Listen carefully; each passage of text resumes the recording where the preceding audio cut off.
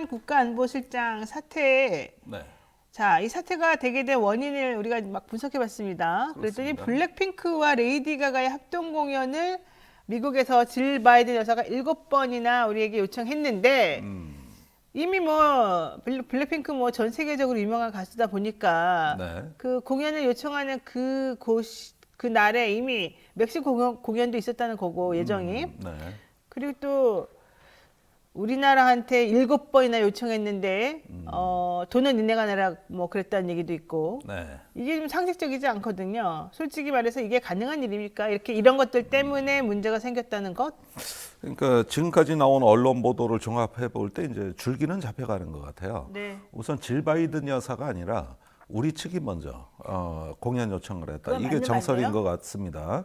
우리 그런데 그렇게 질 생각은 바이든 여사 쪽에서 반응을 보였을 수는 있는 거죠.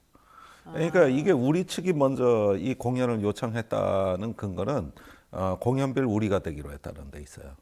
사실은 미 측에서 이 공연을 요청했다면 있을 수 없는 일이죠. 그러니까. 당연히 국빈 초청이고 그러면 주최 측에서 그 비용을 부담하게 돼 있는데 이걸 우리 측이 비용을 부담하는 건 애시당초 이 요청은 한국 측에서 있었다 이렇게 보여지는 것이고요.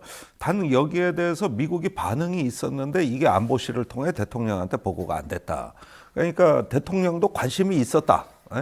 이 블랙핑크 레이디 가가 합동 공연하는데 관심이 있는데 안보실에서는 그게 보고가 안 돼가지고 뭐 무산됐는지 아니면 안 되는 건지 이러고 있었는데 미국 측에서 좋다 그랬다. 근데 이 내용이 나한테 보고가 안 됐다. 이러면 안보실 책임 아니냐. 근데 다른 경로를 통해서 그 7번이나 미국에서 요청이 있다는 게 보고 안 됐다는 거예요. 다른 경로가 그럼 어디냐? 제가 보기에는 당시에 그 해외 공관장 회의 참석자 조태용 그 주미대사가 한국에 와 있었어요.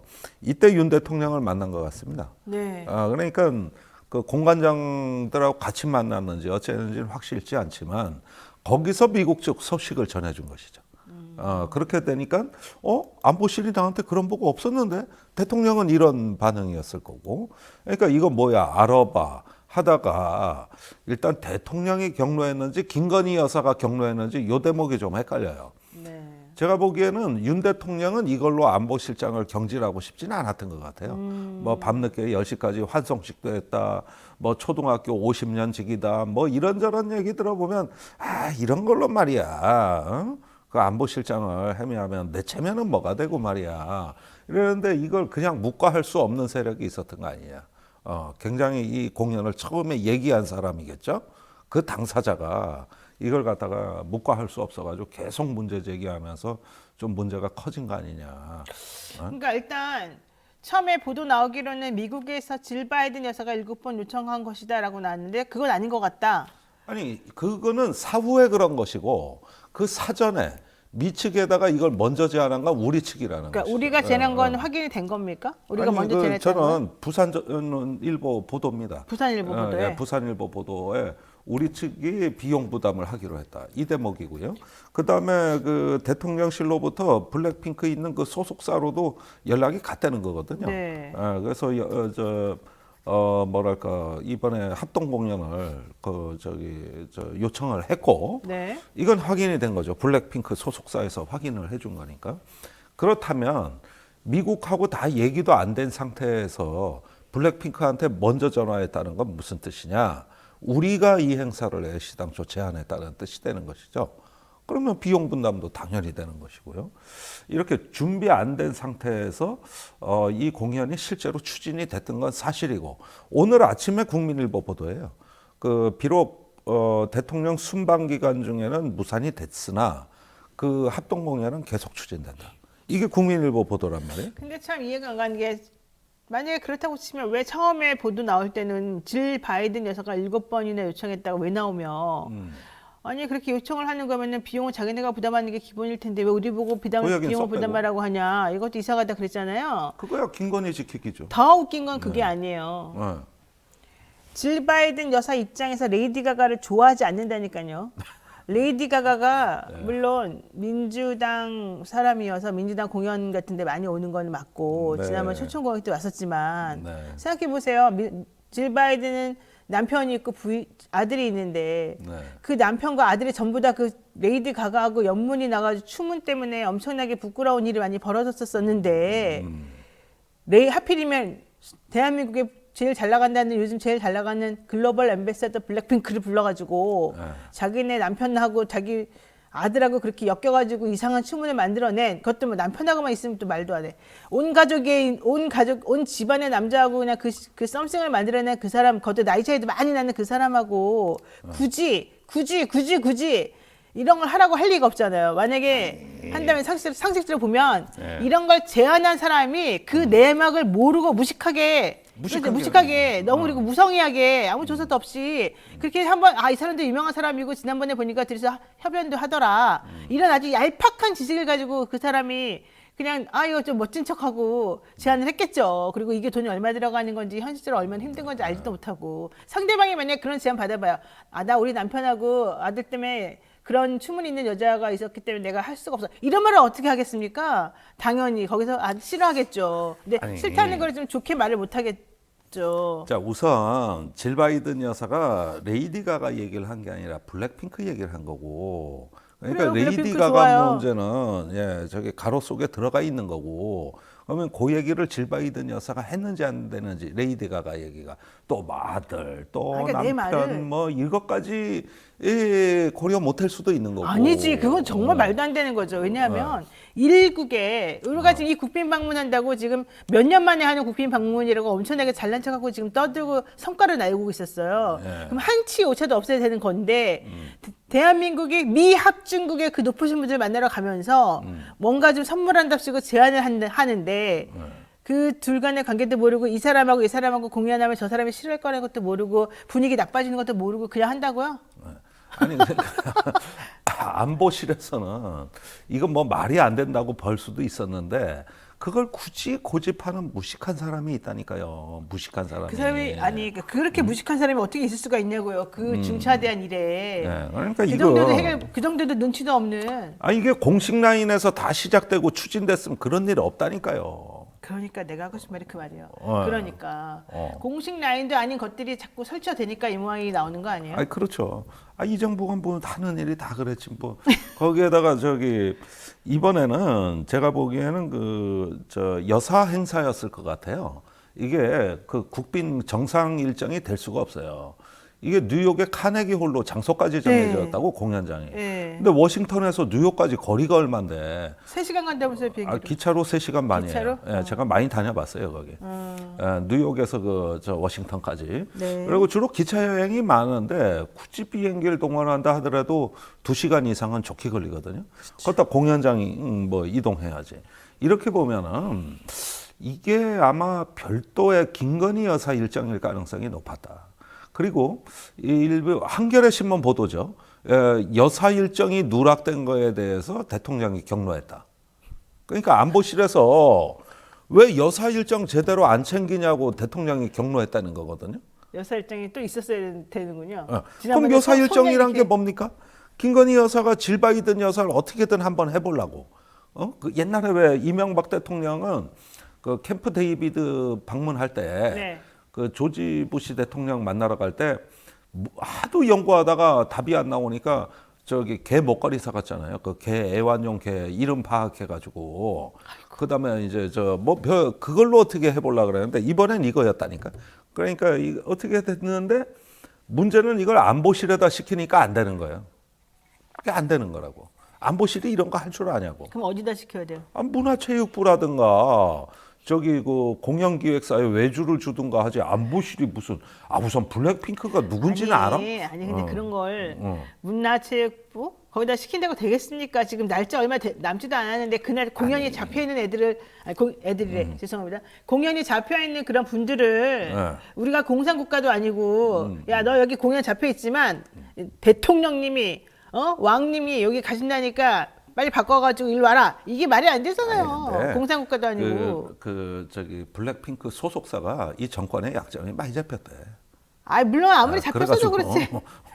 그래가지고 찍어 누를 수도 있다는 거예요. 그러면은 그 비용 예를 들면 멕시코 그 공연을 못 하게 됐어요. 그럼 3배 물어줘야 그러니까 돼. 그 위약금까지 합치면 100억이 넘게 들어가는 100억 돈인데. 넘게 들어가죠. 그 돈은 그러면 누가 아니 해주는데요. 공연비는 어찌 뭐 이게 뭐 문화 행사라 그래서 어떻게 뭐 정부 비용으로 떨군다 그래도 그 위약금이야 그건 네가 알아서 하고 그러니까요. 그걸 어떻게 그건 민간인한테 네가 알아서 진짜 그 민간인 얘기죠, 이게. 하긴 그 회사가 돈이 많은데 그 불미스러운 일을 많이 저질렀으니까 이런 일을 당하는군요. 네.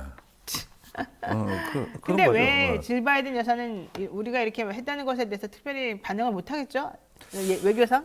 지금까지도 백악관은 말이 없나요? 왜 아무 말이 그럴까요? 없어요. 맞으면 맞다, 아니면 아니다 말해주면 아니 좋은데. 그런데 바이든 날리면 때도 사실은 아예 한미 동맹 이상 없다 이렇게만 반응을 보였지 뭐 맞아요. 바이든 나이들에서 뭔 말을 합니까 백악관이? 맞아요. 이것도 마찬가지지 이걸 뭐라 그러겠어요 백악관이? 그냥 한국이 하는 일이니 하는 꼬락선이나 지켜보자 이거지 뭐. 진짜 답답합니다만은 어쨌든 이렇게 얘기가 나오고 있습니다. 동아일보에서 나온 건데요. 조 바이든 미 행정부가 윤 대통령의 국빈 방미 준비 과정에서 레이디 가가, 블랙핑크 등이 출연하는 국빈 초청 특별 문화 프로그램을 제안했는데 이제 드디어 나오네요. 네. 조 바이든 미 행정부가 국빈 초청 특별 문화 프로그램을 제안했다. 이거는 미국에서 제안했다는 얘기인데. 자, 어쨌든 대통령실 외교 안보 라인 대응이 지연돼 한때 무산 위기에 처했고 윤 대통령이 이를 다른 경로를 통해 뒤늦게 파악해서 수습했다고 보도했다. 결과론적으로는 끝까지 미국에서 한 것처럼 지금 얘기하고 있습니다. 자, 이렇게 되면 그거야 애시당초 이거 처음 제안한 사람 보호하려는 거죠 뭐. 그러니까 저기 이번에 순천만 행사 가서 김건희 여사 또 그 사진 뉴스룸에 용산에 그거 엄청나게 띄우는 거 보세요. 오로지 김건희 정부예요 내가 보기에는. 자, 김건희 여사 개인 이런 때문만이 아니라 그간의 정상 외교에서 나온 여러 가지 문제들은 전부 다 사실은 이 김건희 여사 라인에 있는 사람들의 실수 때문이다. 이게 이제 정설처럼 나와요. 예. 이거 여권의 입에서 나온 얘기 사실은. 예, 그러니까 이게 주로 의전 쪽이라든가 이런 어떤 김건희 여사 쪽에 이제 행정관들이 용산에 진입을 하고 그러면서 제2부속실을 만들어서 거기서 공식적으로 하면 될 거를 전부 비공식적 방식으로 하게 된 거는 그것 때문이에요. 정식으로 여사 담당하는 공조직을 없애놨고 또 그걸 여야가 다시 부활하라 그랬는데 윤 대통령이 고집피워 안 했잖아요. 그러면 남는 경로는 뭐밖에 없겠습니까? 영향력은 제일 세고 그런데 이거를 실행하는 부서는 없고 전부 비공식이죠. 사적인 라인으로 움직여야죠. 그러니까 이거 집권 초에 심지어는 여당의 뜻 있는 분들까지도 제2부속실은 부활하라고 그렇게 조언을 했는데도 안 하더니만 이제는 전부 다 그냥 전화질로 하는 거예요 이게. 그러니까요. 앞으로도 안 바꾼답니까? 뭐 그거는 부속실을 만든다거나. 예, 이제는 뭐 이게 더 재밌는데. 해보니까 이게 더 재밌잖아요. 그러면 뭐 최순실이 뭐 청와대 드나들 때 그게 제일 재밌었지. 뭐 그러면 부속실에다가 최순실 책상 하나 만들어라 이랬겠습니까? 질문하겠습니다. 네. 그 내부 권력 다툼의 결과물이다 이런 얘기도 나와요. 왜냐하면 예. 그동안에 나갔던 사람들이 일 잘하는 외교 라인이었는데 그 새로운 아무도 거역할 수 없는 그 라인 때문에 정말 여러 가지로 모욕감을 많이 느꼈었고 일도 해결할 수 없고 상황도 돌아가는 거를 처리를 못하는 사람들이 감나라 대추나라 배나라 그러니까 너무 짜증이 그동안 쌓여 있다가 도저히 못 참겠다. 네. 나 나간다. 그래서 좀 줄줄줄 사퇴한 거라는데. 그러니까 이거 2막으로 구성이 돼 있는데요.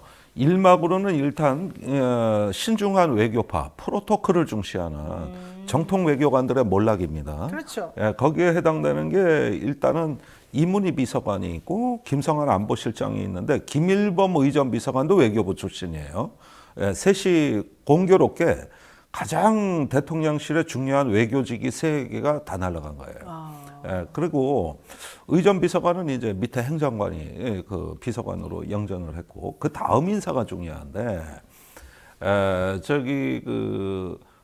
새로 안보실장으로 부임하니까 주미대사가 공석이 됐잖아요. 조태영 안보실장의 네, 그 자리인데 여기에 조현동 외교부 차관이 갔어요. 조 씨들이 이렇게 외교를 말하는 조조 시대입니다. 네, 조조 그런데 이 조현동 그 신임 대사가 김태효 지금 안보실 차장이 이명박 대통령 시절 대외비서 전략비서관 할 때 거기 행정관입니다. 그다음에 그 대외전략비서실의 행정관 출신이 지금 이종석 국방부 장관입니다. 이렇게 되니까 전부 이종석 김태효 체제예요. 그러네요. 거기에다가 신임 국립외교원장이 박철희 서울대 국제대학원 교수인데 여기가 낙하손해 수상자 김태효 선배입니다.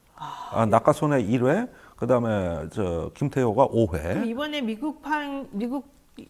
하여튼 미국과 관련됐다고 하면서 뽑은 사람들 다 친일이에요? 그렇다고 봐야죠. 그러니까 아니 원래 친일이어서 지금 사실은 우리가 좀 되게 문제가 많다고 보는 거잖아요. 김태호 같은 사람이 친일적인 것만 한다. 사고방식이 친일적이다. 대통령도 그런데 그래도 미국은 친미는 좀 다른 결이 있으니까 이거라도 좀 견지자 했는데. 그런데 그 부분은 그게 친일을 하는 것은 친미의 돌격대 역할을 하는 것이죠. 이게 연속선상에 있는 거거든요. 그리고 김태효 차장 자체가 시카고 대학에서 박사학위를 받았어요.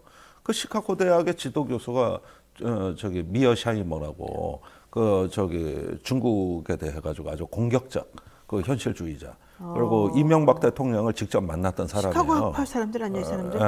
그리고 여기 국내 대부가 서강대 이상우 지금 명예교수입니다. 그 사람들이 이제 주된 논지가 북한과 중국은 망하는 나라다. 곧 망한다. 거기는 적국이고 망하는 나라고. 그러니까 협력이 불가능한 파트너고 일본은 민주주의 파트너라고 돼 있어요. 이걸 민주평화론이라고 그 가치 중심의 외교라고 하는 건데 이분들은 그런 하나의 어떤 가치와 이념의 공동체로서 한미일을 보기 때문에 친일은 곧 친미다. 그다음에 미국의 가장 확실한 친미는 친일을 하는 거다. 이렇게 구성이 돼 있어요. 네. 그런데 단지 실무적으로 그동안 김성한 안보실장이 한미 관계를 담당하고 김태효 차장이 한일 관계를 담당하는 것으로 이렇게 역할 분담이 돼 있었던 건데 이건 의미 없는 역할 분담이지만 어쨌든지 간에 김성한 안보실장은 이번에 독도 위안부 후쿠시마 오염수 이런 것들을 보면서 나름대로 어떤 이렇게 폭주하는 정상 외교 그리고 일방적으로 제피고 들어가는 것에 대해서는 정통 외교부의 어떤 주류들의 사고를 대변하다 보니까 좀 신중했어요. 그러나 김태효는 이런 걸 잘 몰라요. 폭주하거든요. 이 사람은 아마추어예요. 근본주의자고. 그러니까요. 자기가 뭐 외교를 언제 해봤어. 그리고 제가 미국 쪽에서 얘기 듣기로는 그 김태효가 자꾸 미국 통이다 뭐다 그러는데 그거 인정 안 합니다. 미국에서 공부만 했던 미국 사람. 통이 아니지. 일본. 아니에요. 그래서 하여간 이 부분은 이제는 그나마 폭주하는 윤석열 정부 외교에 남아있던 브레이크 하나마저 제거된 것이다. 그러면 일본 윤석열 대통령 이제 날개를 달아가지고 모든 일을 편하게 하시겠네요. 이제는 과속 교통사고 날 가능성이 높아진 거죠. 자, 봅시다. 그래서 내부 권력 다툼의 결과물이다라고 하는 지적이 나온 이유가 미국이 해당 공연 비용을 우리에게 전가하려 했고 이게 한 39억, 24억에서 39억 정도 든다. 이런 얘기를 이제 구체적인 내용이 나오니까 이게 부산일보 아까 말씀하신 거기서 나온 얘기니까 김성환 전 안보실장이 이건 도저히 현실적으로 가능한 얘기가 아니다. 이렇게 그냥 스스로 생각하고 보고를 무기적 거렸겠죠. 완전히 그걸 안 했다기보다는. 그렇죠. 무슨 귀신 씨나라 까먹는 소리냐 그랬겠지.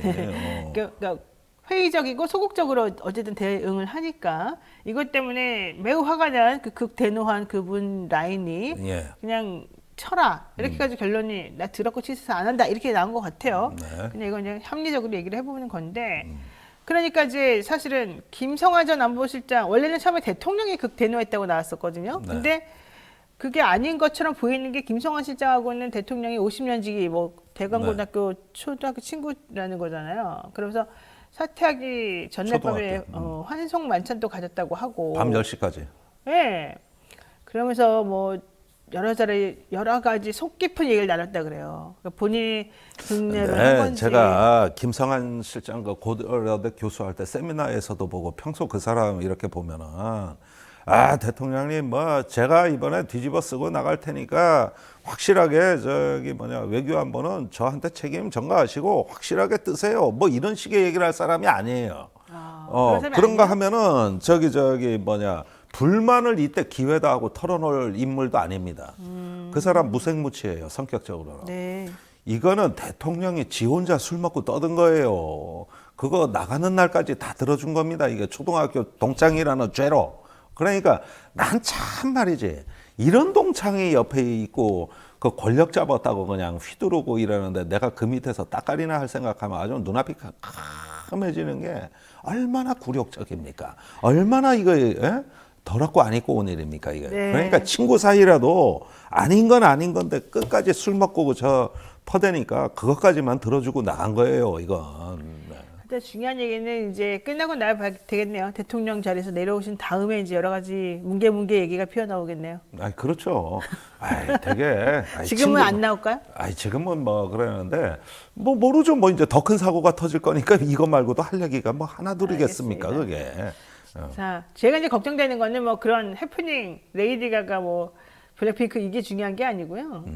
한미 정상회담이에요, 사실은. 네. 우리가 이제 한미 정상회담은 그렇다고 안 할 수는 없는 거잖아요. 네. 자, 이렇게 모양새 꾸겨가지고 가기 전부터 난리가 났는데 한미 정상회담에 가면 얼마나 멋졌고 좀 명구스럽고 그래서 결과적으로는 상대방에게 좀 신뢰를 범한 거잖아요. 우리나라가 가기도 전부터. 네. 이렇게 되면 그쪽에서 요구하는 거를 우리가 미안하다 그러면 또 통 크게 우리 대통령도 또 통 크게 양보한다 뭐 내지는 통 크게 내가 미안함을 표현한다 이러면서 달라고도 안 했는데 막 다 갖다 퍼주고 이럴 것 같아서 저는 걱정이라는 건데 예컨대 반도체법, 인플레 방지법, 북한의 핵 확장 억제 협의 이런 것 등등 지금 현안이 되게 많다는 거예요. 그리고 바이든은 요즘 계속 우리를 호구로 알아서 계속 돈 뜯어내는 거에 지금 집중돼 있다고 아는데 이런 거 얘기하면서 야 니네 그때 현대 뭐 삼성 SK 한다고 했는데 내 마음에 안 들어 이거보다 좀 더해 이런 식으로 나가게 되면 우리 대통령이 또 맞습니다 형님 이러면서 또 할 가능성이 높아 보여서 저는 너무 걱정된다는 거죠. 대체적인 양상은 이렇게 나올 거예요. 뭐 공동성명이 채택되겠습니다만은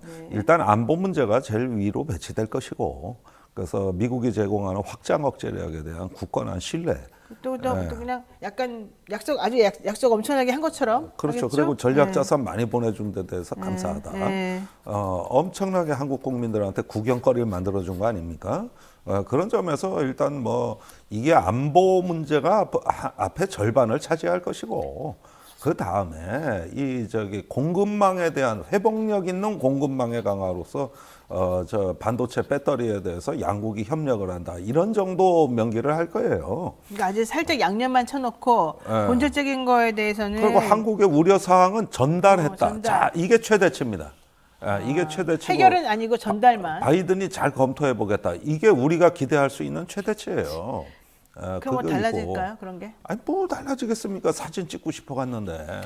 그런데 지금 미국 가서 이거 사진 찍고 합동 공연 못해서 난리였던 사람들인데 이게 반도체 뭐 전기차 때문에 터진 사달이 아니에요 이게. 맞아요.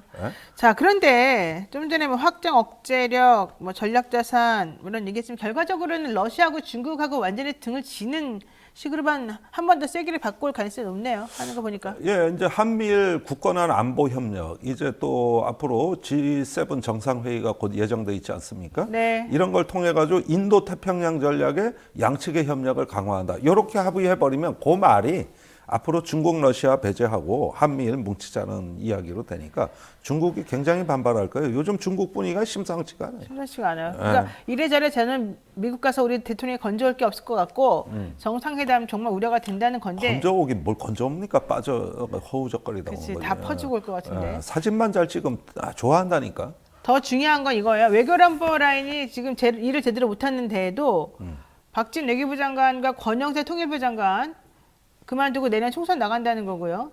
이종석 국방부 장관도 지금 그만두고 나갈 가능성이 있다. 연쇄 개편 가능성이 있다. 이런 얘기가 나와요.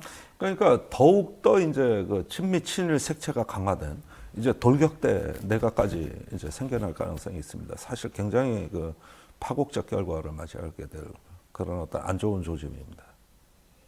하나만 여쭤보고 가겠습니다. 예. 마지막 좀 급하시니까. 오늘이 제주 4.3 추념식이 열리는 날이거든요. 예. 근데 대통령이 대구 서문시장을 주말에 방문하고 야구 경기장도 갔다 왔어요. 서문시장은 뭐 그 부인도 갔다 왔잖아요. 벌써 몇 번째입니까? 왜 맨날 여기만 가는 맨날 건지. 시장 가면 서문시장만 가요. 왜 그러는 거예요? 글쎄 뭐 지지율이 좀 아쉬울 때 보수표의 응집의 메시지를 낼 때 가는 게 서문시장이에요. 근데 더 중요한 제주 4.3 추념식에는 해외 순방 준비 그리고 일정상 이유라는 것 등을 들어서 불참한다고 들었어요. 무슨 말이에요 이게? 아니 안 가고 싶다는 거예요. 그 저 대통령 당선되고 나서 제주 4.3에 대해서 달라진 모습을 보여드리겠다고 자기가 약속했잖아요.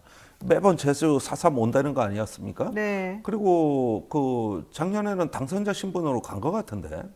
근데 올해 대통령이 돼서 이제 안 가는 것이죠. 그러니까 이 부분에서는 국민 통합보다는 보수표 결집이 우선이라는 이런 어떤 총선 전략의 밑그림이 이렇게 행동으로 표출되는 거다. 그런 점에서 서문시장은 이제 지겨워서 대통령이 와도 이제는 사람들이 감동을 안 할 것 같아. 또 왔대? 또 왔대? 쟤는 또 얼마 전에 부인 왔다 갔는데. 그러니까 간데 또 가고 그냥 거기서 그냥 새로운 데 못 가요? 간 데만 가요? 아니 그러니까 이 정부의 정서가 애정 결핍 정서가 있기 때문에 확실한 사랑을 원합니다. 알겠습니다.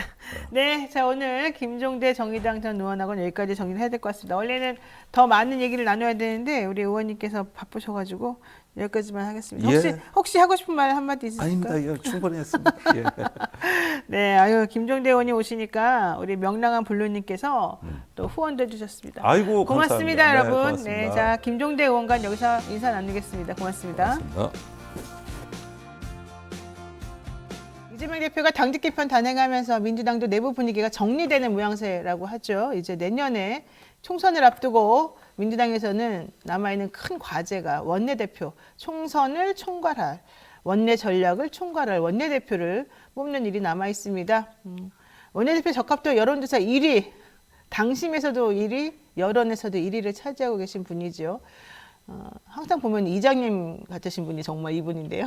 고향에서 이장을 시작으로 해서 남해 군수, 행자부 장관, 경남 도지사 등을 지내신 김두관 더불어민주당 의원 모시고 자세한 얘기 나누겠습니다. 의원님 어서 오세요. 예, 안녕하십니까? 반갑습니다. 예, 아침에 바쁘실 텐데 와주셔서 감사드리고 우선 원내대표 출마하신다고 제가 여러 번 말씀드렸는데 결심하게 된 계기 이런 게 있을까요? 워낙 지금 뭐 상황이 어려워서 그런지 이제 당에서 좀 김두관 의원 역할을 했으면 좋겠다는 당원들 현장 요구들이 꽤 많이 네. 있고요. 저도 굉장히 지금 엄중한 시기라서 이재명 대표를 비롯한 우리 민주당에 대한 검찰 독재 세력의 침탈이 뭐 공세가 아주 강하잖아요. 그래서 네. 검사 독재 정권의 그 우리 당의 침탈을 막아내는 강력한 원내 지도부가 필요하고 또 하나는 뭐 가을에 정기국회에 이제 예산 투쟁이나 입법도 개혁 입법도 중요하지만 또 한편으로는 윤석열 정부의 폭주를 막아낼 수 있는 결정적 계기가 내년 4월 10일에 있는 22대 총선입니다. 그래서 총선을 승리로 이끌기 위해서 좀 강력한 대여 투쟁 네. 그리고 또 총선을 잘 준비하는 게 필요하다. 그런 차원에서 김두관 의원의 역할이 좀 있다 이러면서 당원들이 많이 요구하고 저도 이 흐름을 받아 안는 게 정치하는 사람은 기본 자세다 이런 생각을 하기 때문에 네. 결심하게 됐습니다. 그러니까는 김두관만이 할 수 있는 야당과의 관계라든가 총선을 위한 역할이 있는데 그 역할을 많은 분들이 지지하고 계시군요. 현실적으로 지금. 저도 뭐 사실은 좀 그 여론의 흐름을 보면서 좀 놀랐는데요.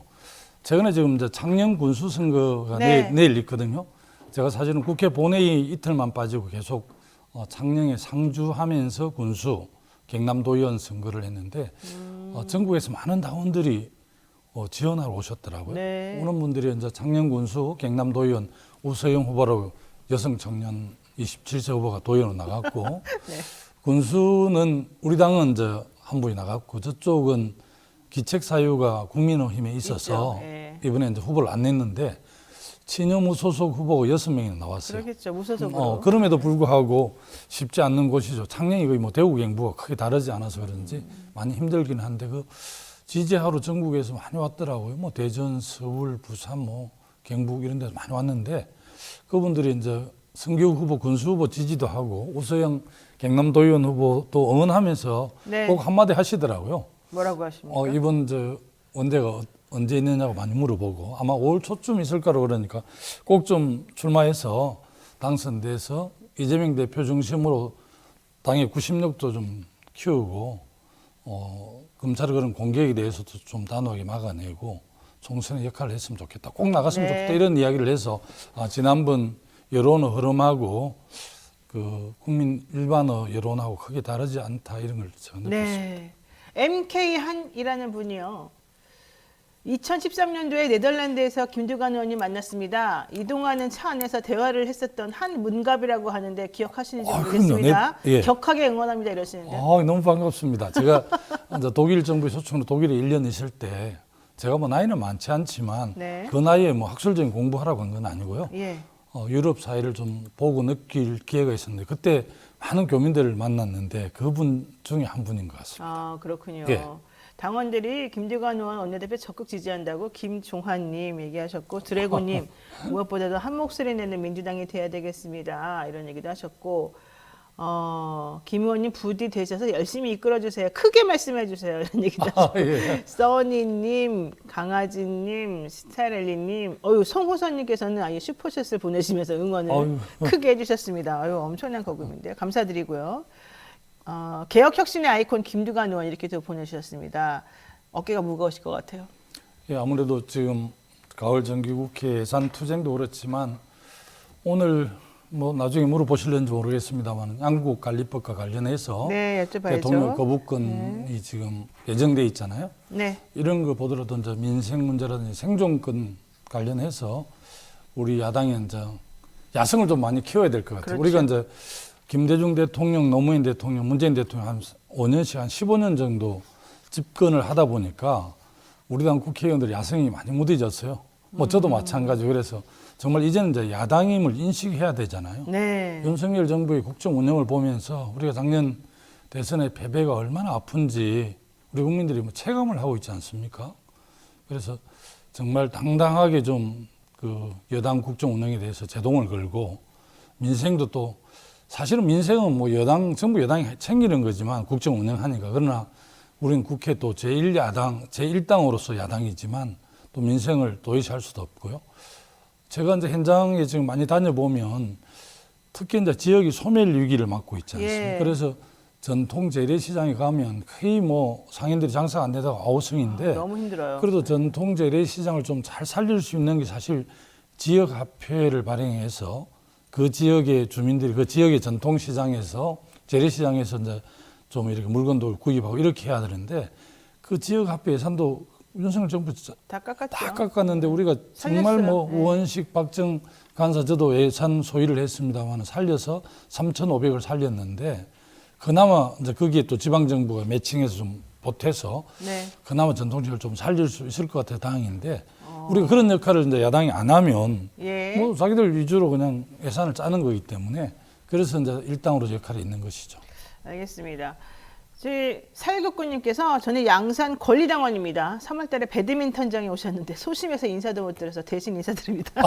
그래서 여러 가지 또 네, 에피소드들이 감사합니다. 많이 있군요. 자 이제 구체적으로 얘기를 해보겠습니다. 미디어 토마토 여론조사에서 사실은 압도적 1위를 달리고 계셔서 이제 김두관 의원이 기뻐하시겠다 그랬는데 문제는 그게 아니더라고요. 지금 화면 보시는 것처럼 압도적 1위는 맞는데 문제는 이게 당심으로 뽑는 게 아니고 민심으로 뽑는 게 아니고 국회의원들, 민주당 의원들이 뽑는 네, 거 아니겠습니까?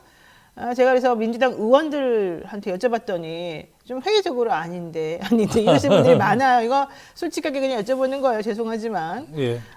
결국 원내대표 선거라는 게 의원들 투표로 선출이 되는 거고 당내 개파라든가 나를 지지하는 사람들이 그만큼 많아야 되는데 또 국회의원들은 이렇게 라인이 또 따로따로 있어가지고 그게 또 아무래도. 생각보다 쉽지 않다 그러더라고요. 어떻습니까? 국회 아시다시피 이제 본회의보다는 이제 상임위 중심으로 활동을 그렇죠. 하는데 상임위 중심을 활동하다 보면 이제 법안을 다루는 문제라든지 예산 문제라든지 자주 보게 되니까 아무래도 좀 친소관계가 좀 정해지죠. 그런 네. 것도 있고 또 뭐 민주주의 4.0이라든지 더 미래라든지 또 뭐 민평년이라 이런 정파들이 있지 않습니까? 네. 정파에 속해 있으면 이제 기본 지지를 받고 가기 때문에 그러긴 아주 그래서 저는 이제 특별 정파가 없고 뭐 굳이 따지면 이제 친노파인데 네. 그런 게 없어서 사실은 그런 게 이제 단점이자 약점이긴 한데 이번 원내대표 선거만큼은 이 약점, 단점이 강점으로 작동할 수 있겠다는 생각도 한편 좀 해봅니다. 왜요? 사실은 지금은 이제 뭐 어쨌든 언론에서 이제 친명 비명 이렇게 막 갈라치기를 하고 있지 않습니까? 그런데 예. 가장 중요한 것은 내년 총선에 승리하기 위해서는 대여 투쟁은 강경하게 하고 당내에서는 화합과 탕평도 참 중요하거든요. 그렇죠. 예. 제가 이제 뭐 군수 때나 경남도지사 할 때 완전 여소야대에서 성과들을 상당히 냈는데 그런 점은 뭐 야당 국회의원들도 꽤 잘 설득해내고 이제 야당 군의원도 잘해서 성과들을 냈기 때문에 그런 경험들을 기초로 해서 여튼 어쨌든 당내 탕평과 화합을 좀 잘 이뤄낼 수 내고 그 힘으로 이제 대여 투쟁을 할 수 있도록 그렇게 좀 해보겠다. 김두관의 강점들을 잘 설명해내고 그래서 어쨌든 또 전체 흐름이 이제 당원 중심으로 지금 이동하잖아요. 추세가. 그래서 네. 당원들이 이런 강력한 지지랄까 이런 기반 바람들을 잘 제가 좀 안고 의원님들을 좀 만나서 지금 어제 사실은 부산, 경남, 울산의 국회의원 전체 7분입니다. 네, 네. 아시다시피 우리 당 국회의원만 해도 169명인데 9명도 아닌 7명인데 너무 작네요. 예, 어제 처음 이제 뭐 미리 좀 전화도 하고 만나긴 했습니다. 어제 같이 전체 전역을 하고 염려들을 많이 하고 응원해 주시겠다 하더라고요. 그래서 또 어떻게 보면 뭐 비명계가 많은 호남 지역 의원들하고 제가 좀 친분도 있고 해서 169명 전부 찾아뵙고 이번 전 원대의 중요성도 강조하고 또 제가 그 역할을 할 수 있도록 도와달라고 그렇게 하고 할 예정이고 내일 이제 장년 보궐선거만 끝나면 네, 오늘 오후에 열심히. 장년으로 내려갈 건데요. 저녁에 또 밤늦게 올라올지 모르겠습니다만 이제 본격적으로 좀 의원님들 만나서 설명도 하고 도와달라고 요청할 생각입니다. 그러니까 지금 말씀을 들어보게 되면은 오히려 뭐 비명 혹은 내지는 뭐 친명 이런 것보다도 이제 개파가 좀 개파색이 였다는 게 오히려 나의 장점이 될 수가 있겠다 이런 얘기를 좀 하신 것 같아요. 예, 김두관식 해석이긴 합니다만 그런데 본인을 지지하는 딱 명확한 내표 이런 게 계산을 사실 해보시지 않습니까? 그게 괜찮을까요? 아직은 누가 물어보길래 아직 사실 5표 정도밖에 없다고 이야기를 했는데 이제 우리 국회의원들께서 이야. 이제 개인의 친소 관계라든지 네. 정파의 그런 결정도 참 중요하겠지만 이게 이제 워낙 중요한 시기의 원대라서 사실은 이제 국민 바람이나 당심 이런 쪽을 전혀 무시하면서 네. 그냥 또 끝골로 가기 쉽지 않은 측면도 있거든. 그런 점들을 좀 잘 어쨌든 여론조사는 제가 의원들을 만나는데 좋은 뭐라 그럽니까 소재라 할까 무기가 네, 좀 네. 되는 것 같습니다. 그렇죠. 여론조사 1등이 당시 민심 1등이다 그러면은 그것도 다른 분하고 차이가 많이 벌어지기 때문에 네.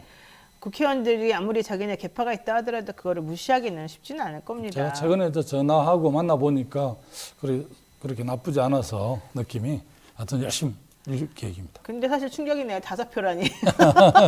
이게 보통 몇 표가 있어야지 원내대표가 되나요? 85표죠. 169표 중에서 이제 첫 번째 요청에 이제 원내대표를 뽑는 요청에서 85표면 그냥 정해지는 네, 거고 네. 가반 넘는 사람이 없으면 이제 1, 2가 결선 투표를 하는데 우리 당 원내대표는 뭐 쭉 그 홍영표, 우원식 뭐 이렇게 이인영 이렇게 할 때 우상호 의원 다 할 때 한 번도 그냥 그 결선 투표를 안 한 적이 없습니다. 그게 결선 투표를 하더라고요. 1, 네. 2만 뽑아서.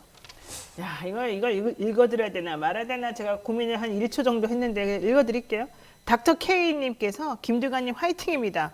언변은 별로고 매력도 크게 없지만 돌아가는 정치 상황은 너무 잘하는 것 같습니다. 개혁적 적극적 사고로 행동파로 나서주시기 바라고요. 윤 대통령 좀 실정을 막아주시고 이재명 대표 적극 옹호해 주시고 하면 정말 좋은 것 같고 반년 투쟁에 좀 힘써주세요. 뭐 이런 얘기 좀 하고 계시거든요. 이게 아무래도 맹심하겠습니다. 예. 예.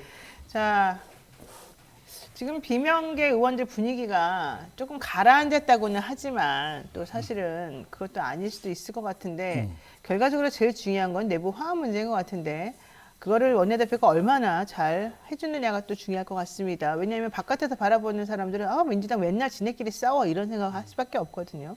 그래서 중요한 건 결과적으로는 내년 총선을 위해서 열심히 뛰어야 될 원내대표의 그런 역할일 텐데요. 총선을 위해서 그렇다면 내가 어떤 일을 잘하겠다, 원내 전략 이런 거에 좀 한마디로 좀 표현을 해줘야 될 것 같아요. 비밀이라서 공개하기 어렵긴 비밀이군요. 하긴 합니다만은 새 원내대표가 이제 의제 설정을 좀 잘해야 되겠죠. 의제 설정을 잘해야 의제 된다. 설정을 잘해야 되고 어쨌든 그 당내 이제 뭐 합과 탕평은 기본인데요. 총선을 일반 국민들이 바라볼 때 사실은 얼마나 핵심 공천을 하느냐에 달려 있거든요. 그래서 뭐 우리 당이 이제 169분이고 다들 뭐 또 현역 의원들이 특별히 건강이 나쁘지 않은 분들은 다 이제 재선, 3선, 4선, 5선, 뭐 6선까지 다 도전을 하게 되는데 이제 그런 핵심 공천을 하지 않으면 기득권을 지키는 정당으로 낙인 찍히면 뭐 총선에서 필패죠. 그래서 굉장히 그 현역 의원들의 그런 강점들을 존중하면서도 또 전략 공천이라든지 또 뭐 여러 가지 이제 그 전략을 잘 구사를 내서 국민들이 보기 확실히 이제 새로운 미래를 민주당과 함께 열어갈 수 있겠구나. 윤석열 정부의 폭주를 네. 일당을 만들어줘야 가능하겠다. 이런 생각을 할 때 우리가 승리할 수 있기 때문에 그 부분에 대한 의제를 잘 설정하고 잘 싸워야만이 일당이 될 수 알겠습니다. 있겠다. 이렇게 보고 있죠. 근데 대표님, 원내대표님이 되시려면 제일 중요한 게 이게 그냥 당대표랑 또 틀립니다. 원내대표는. 왜냐면은 여당하고 혹은 다른 또 제3정당들하고 협상력이 되게 중요하게 작용하지 않습니까? 원내대표 협상력이 중요한데 우리 의원님께서는 그렇게 원내대표로 됐을 때 의원들을 탁 아우르는 카리스마 내지는 좀 죄송하지만 여우 같은 협상력 이런 게 과연 있을까요? 그렇게 좀 안 보여요. 솔직히 말하면 좀 우직해 보이기 때문에. 정직한 걸 기본으로 해야 될 것 같아요. 제가 뚝심이 장점인데 충직한 걸로. 저 스스로 어쨌든 지금 침탈을 막아내는 입장에서는 굉장히 그 강경하게 해야 되고요. 네. 또 이제 민생과 관련해서는 정말 여유 같은 그런 지혜를 발휘하는 협상력을 발휘해야 되겠죠. 그래서 싸울 때는 제대로 싸우고 또 국민들을 위해서 통큰 뭐 양보를 할까 결단할 때는 또 하고 강원양면 전략을 잘 구상하고 그 기본은 우리 당의 화합과 탕평이라는 당의 단계를 통해서 가능한 일이라고 보고 있고요. 네. 그 점 잘 유념해서 준비하겠습니다. 알겠습니다. 어쨌든 일사불란하게 좀 움직이시고 국민의 마음이 무엇인지 정확하게 판단하고 파악하셔서 모쪼록 대승적인 정치를 계속 해나가시길 바라고요. 또 그렇게 되실 거라고 봅니다. 자, 이 이슈를 조금 바꿔서 이 얘기를 한번 해보겠습니다. 어제가 4.3 추념식이었습니다. 윤석열 대통령은 물론이고 김기현 대표도 사실은 안 왔고요. 주말에는 벌써 서문시장 방문하고 야구 시구까지 하시던 분이 또 사모님까지 거기 가서 뭐 이것저것 하시던 분들인데 왜 이렇게 제주 4.3 사건과 같이 중요한 이런 상황에는 나타나지를 않고 게다가 당선인 시절에 했던 그런 연설을 그냥 거의 복부처럼 복사해서 붙이기처럼 그렇게 하시고 이거 되게 제주도민들의 마음을 아프게 하는 거 아니겠습니까? 예. 이런 행보는 도대체 어떻게 해야 될까요? 4.3을 바라보는 대통령과 여당의 그런 그 마음을 읽을 수 있는 거고요. 제주 4.3 사건은 사실 국가 공권력에 대한 폭력이거든요. 네. 그래서 노무현 대통령께서 제주 4.3 사건에 대해서 이제 국가 원수로서 사죄를 했잖아요. 독일의 메르켈이나 이런 총리들이 특히 빌리 브란트 전 총리 같은 경우는 나치에 항거한 내지 탕수를 했단 말이에요. 네. 그러나 서독 총리가 됐을 때 폴란드를 방문해서 가장 먼저 유태인 게토에 가서 나치 학살에 대해서 사죄를 했습니다. 왜? 서독 정부를 대표하는 국가 원수였기 때문에. 노무현 대통령이 48년은 46년생이기 때문에 두세 살쯤 됐어요. 네. 김해에서 태어났기 때문에 제주 4.3 사건하고 자연인 노무현은 아무 관련이 없는 거예요. 그러네요. 그러나 대한민국 16대 대통령이었고 제주 4.3 사건이 국가 폭력에 의한 희생이잖아요. 네. 그래서 그렇게 해서 사죄했는데 이번 특히 이제 새 정부가 출범을 했기 때문에 가뜩이나 4.3 추념식에 가서 입장을 좀 밝히고 위로하고 그쵸. 합을 하는 게 상식인데 이분들의 역사관을 볼 수 있는 거라서 너무나 안타깝습니다. 제주도민들께서 얼마나 마음 아프셨겠어요. 그러니까요. 문재인 대통령은 뭐 계실 때나 그다음에 그만두신 이번에도 사실은 오셨다. 가시고 네. 예. 정말 진정으로 이 제주도민들을 위해서 특히 4.3 때 희생되신 분들을 위해서 어떤 식으로 우리가 좀 해결을 해줘야 될까 고민을 많이 하신 것처럼 보이는데 정부나 여당이나 대통령이나 이런 분들은 전혀 관심이 없으신 것 같아서 사실은 상식적이지가 않은 것 같아요. 서문시장이야 뭐 이제 자기들 지휘반이고 하니까 네. 이거 좀 편한 데만 찾으면 되겠습니까? 가장 어려운 쪽에 가서 국민 화합과 통합을 위해서 역할을 해야 될 분이 야구 시구장에 가고 서문시장이 지금 4번째 갔다고 그러더라고요. 그러니까요. 서울시장은 왜 가서 뭐 어쩌겠다는 거지. 솔직히 제가 들은 바로는 시장 상인들도 너무 힘들대요. 솔직히 말하면. 잠깐 오시기만 하고 시끄럽기만 하고 그렇다고 뭐 장사가 잘 되는 것도 아니고 이런 얘기 하시던데 잘 모르겠습니다. 좀 전에 야구 시구 얘기하시니까 신명철님께서 야구요. 삼성 NC의 개막된 0대8입니다. 대패 원인이 뭐겠습니까? 시구 부정탓 아닙니까? 이런 뜻인데 그거는 모르겠습니다. 자, 임 대통령 이게 하다가 이제 오늘 여쭤보려고 했던 것 중에 하나가 이겁니다. 1호 거부권 행사하신다고 지금 알려져 있습니다. 양국관리법 개정안에 대한 것인데요. 사실 저는 한덕수님도 그렇고 양국관리법 개정안에 찬성하지 않으면서 이렇게 하는 게 우리 농촌을 돕는 게 아니다 이런 얘기 할 때마다 좀 현실을 모르시면서 너무 심한 말씀하신다 이런 생각이 들었고 특히 뭐 놀러 다니는 사람들에게 뭐 10만 원 몇십만 원 보조해주겠다 이런 말 하면서 이 농촌에 계시는 우리 식량 안보와 관련된 이런 분들에 대해서는 내가 왜 그렇게 식으로 돈을 줘야 되냐 자유 경쟁을 시켜야 된다 이렇게 얘기하는 게 정말 이해가 안 가거든요. 어떻게 보세요? 정말 농촌 실정을 너무, 너무 모르시는 것 모르는 분들이고요. 정말 농민들 너무 아프게 합니다. 뭐 한간에 그래 후쿠시마산 수산물을 수입하면서 그러니까요. 우리 농민들이 피땀 흘려 생산한 쌀은 못 사주냐 이런 비판도 하시는데 옛날에 그랬잖아요. 좀 생산성이 안 좋은 걸로 차라리 바꿔라 이런 얘기도 하셨잖아요. 어쨌든 이제 쌀은 주곡이고 또 식량 안보 차원에서 그렇고 일부 이제 초과돼서 가격 지지가 안 되는 경우에 시장에서 일정 부분을 격리함으로 해서 농민들이 생산한 땀의 대가를 보장해 주는 법인데 네. 그리고 이제 이게 무한대로 지원하는 것이 아니라 이제 타작목을 재배하면 그 지원을 하는 것이거든요. 네. 그리고 일정 생산 그 재배 면적을 오버하는 지방 정부에 대해서는 지원을 안 하는 거기 때문에 굉장히 상당히 합리적인 아닙니다. 그래서 굉장히 오늘 국무회의를 통해서 그 부분을 강조를 하셔야 되겠어요. 하는 건데 아마 자기들도 굉장히 부담을 느낄 거예요. 그런데 뭐 보니까 대통령 앞에서 바른 소리 하는 사람도 없고 그냥 농민들 숫자도 작고 그런지 그냥 무시하면서 이렇게 하는데 국가를 격려하는 분들이 어떻게 그런 마음으로 하는지 저는 용납이 안 됩니다. 그러니까는 결과적으로 정부에서 얘기했던 뭐 그런 거 사주면 버릇되고 오히려 계속해서 쓸데없이 쌀 농사만 지어가지고 문제 생길 거다라는 취지를 말한 게 다 거짓이군요. 사실이 아니군요. 그러니까 일단은 그렇게 오버되는 것에 대해서는 사실 사람들이 꼭 어떻게 통제할 수는 없으니까 그건 일단 어느 정도는 구매를 해주되 계속해서 관리가 이루어질 수 있도록 그걸 체계적으로 지금 이 만들어놓은 게 바로 양국관리법이라는 얘기군요. 문재인 정부 때 이제 80kg 한 가마당 21만 원, 22만 원 이렇게 해서 농민들이 그나마 좀 숨통이 텄는데 이제 이 윤석열 정부 들어와서 뭐 16만 원, 15만 원 이렇게 하니까 농민들이 생산비도 안 나오니까 강력하게 좀 항의를 한 거고 그 부분을 해소하는 그나마 이제 법이 양국관리법인데 이 법안에 대해서 거부권을 행사한다니까 참 농민들로서는 참 동의하기 어렵죠. 이거 언론에서 좀 알려야 될 것 같아요. 우리 국민들도 정확하게 양국관리법이 어떤 식으로 그 농민들을 위해서 이 시스템적으로 이 상황을 좀 개선시키는지를 잘 모르거든요.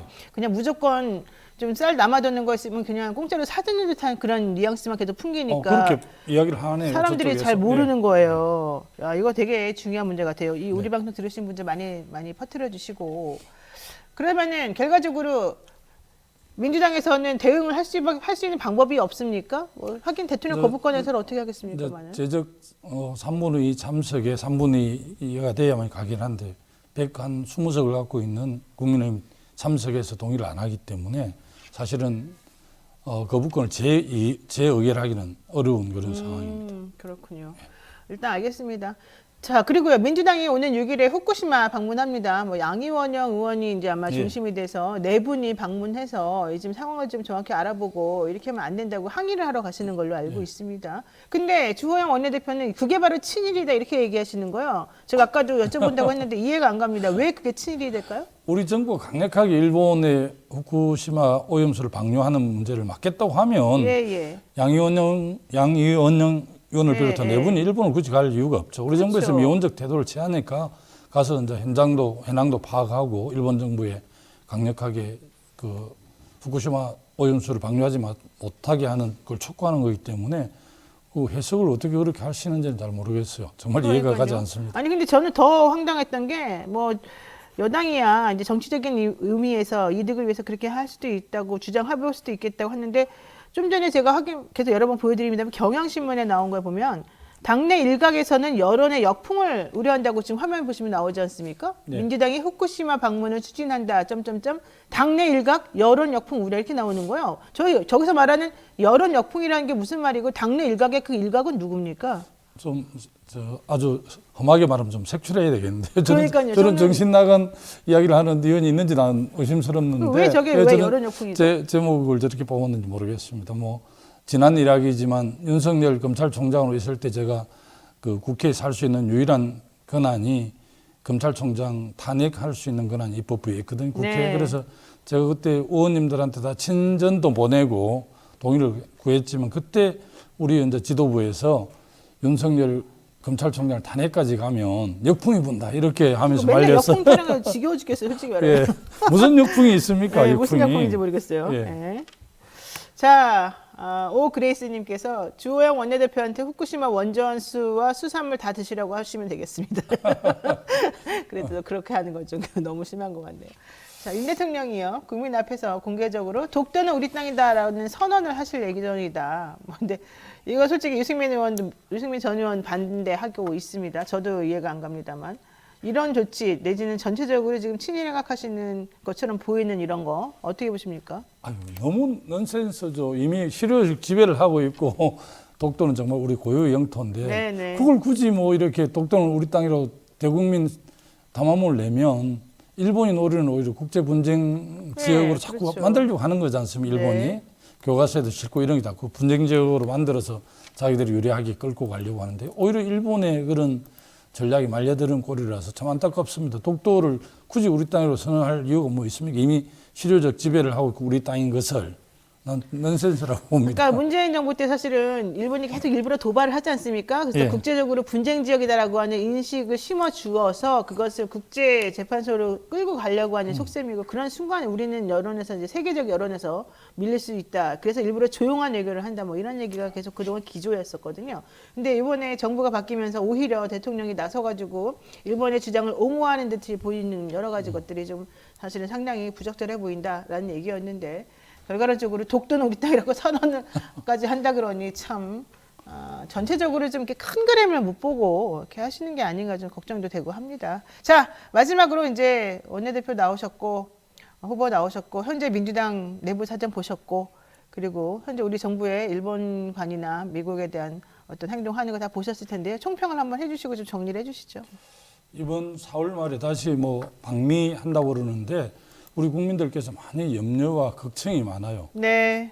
비행기 타고 외국 나가기만 하면 이제 사고가 크게 나서 최근에 뭐 자기들이 그렇게 외교 무능, 외교 참사에 대해서 우리 야당이 비판을 했을 때 자기들은 오히려 성과가 있다고 굉장히 강조를 했잖아요. 외교 안보 라인에 이제 청와대 총괄 실장이 이제 안보실장인데 어쨌든 김성한 외교 안보실장을 갑자기 이제 바꾸고 조태영 주미대사를 불려들였는데. 자기들이 잘한 실무 책임자를 왜 바꿉니까? 그런 거 보면 이번 방미도 또 뭘 또 사고 칠지 염려가 됩니다.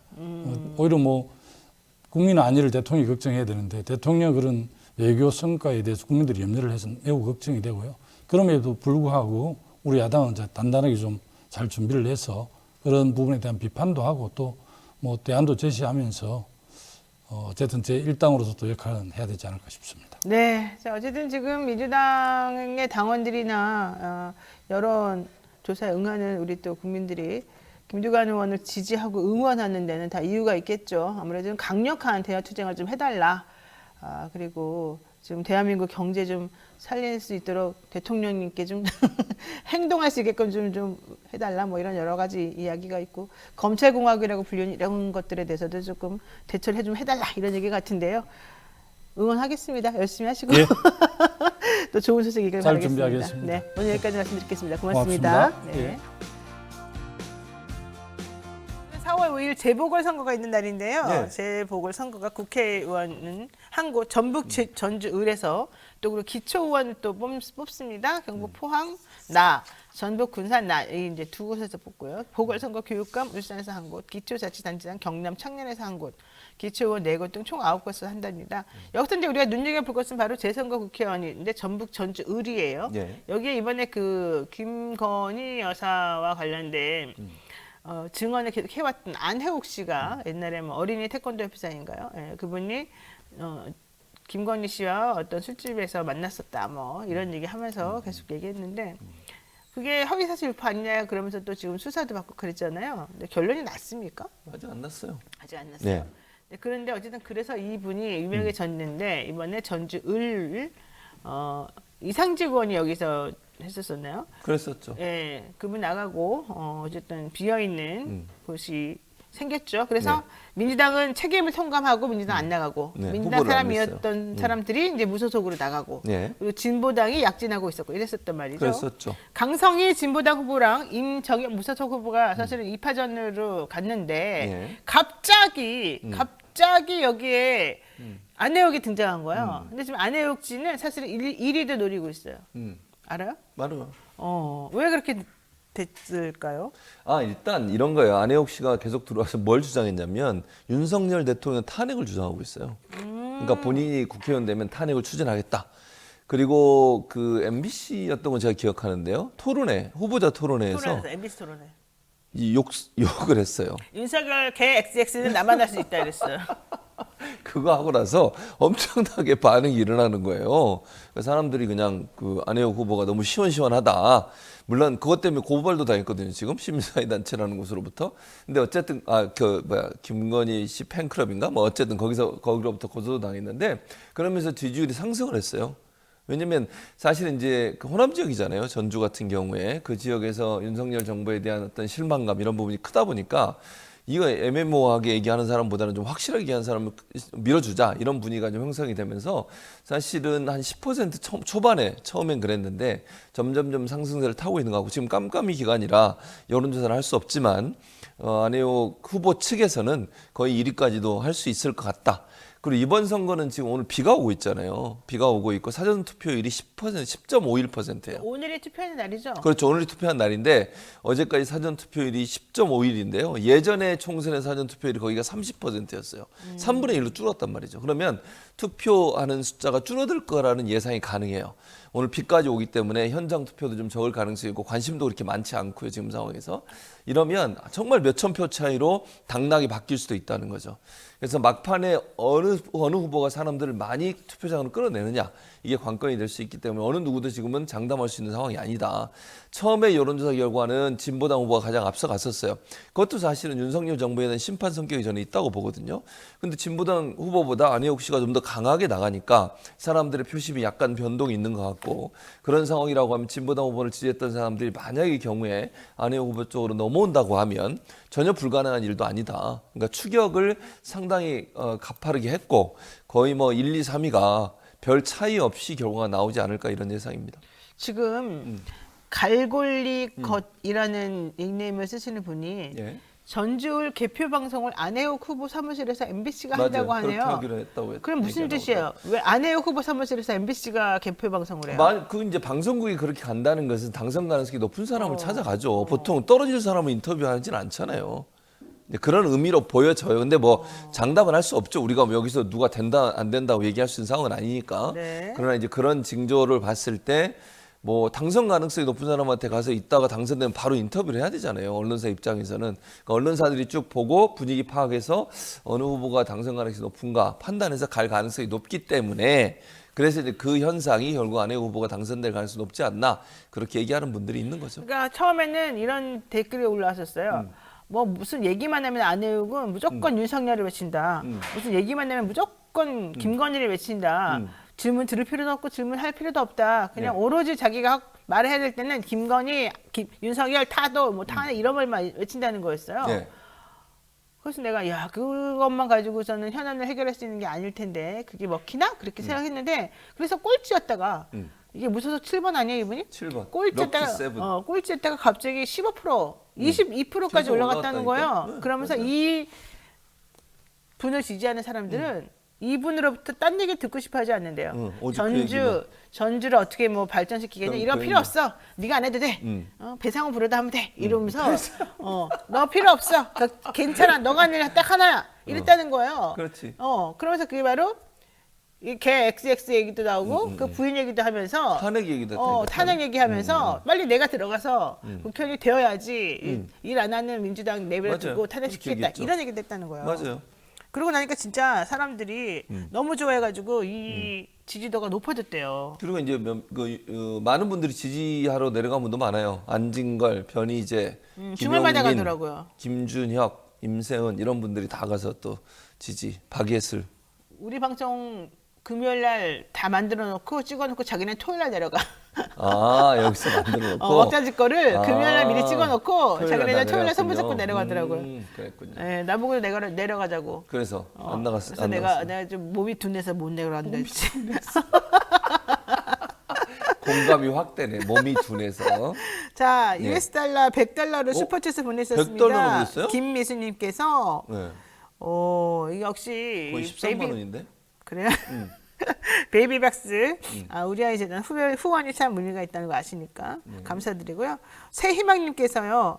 아이 낳지 않는 이유는 집 마련 때문입니다. 3인 이상 낳을 시 20평 아파트 토지분 무상임대 건물분 분양하면 한국 인구 증가합니다. 이게 집 때문이다. 이런 의견 주시면서 새희망님께서 5,000원 보내주셨습니다. 예. 자, 그리고 또 중간에 미소 킴님이 아까 하신 거죠. 이게 100달러. 네, 오늘은 좀 저조하네요. 저조하다고? 네. 금액으로 따져. 금액 숫자로 하지 말고. 음, 총액이 중요한 거지. 그런 거 별 동의하지 않아요. 별 동의하지 않아. 네. 자, 어쨌든 감사드리고요. 아, 슈퍼챗은 뉴스토마토가 안 가져갑니까? 네, 우리는 안 가져가요. 그렇군요. 아이 재단에다가 보내줘야 되는데 너무 조금이면 좀 미안하니까 좀 말해보려고 하고 있어요. 예. 자, 이제 두 번째 좀 제대로 된지 한번 해보겠습니다. 지금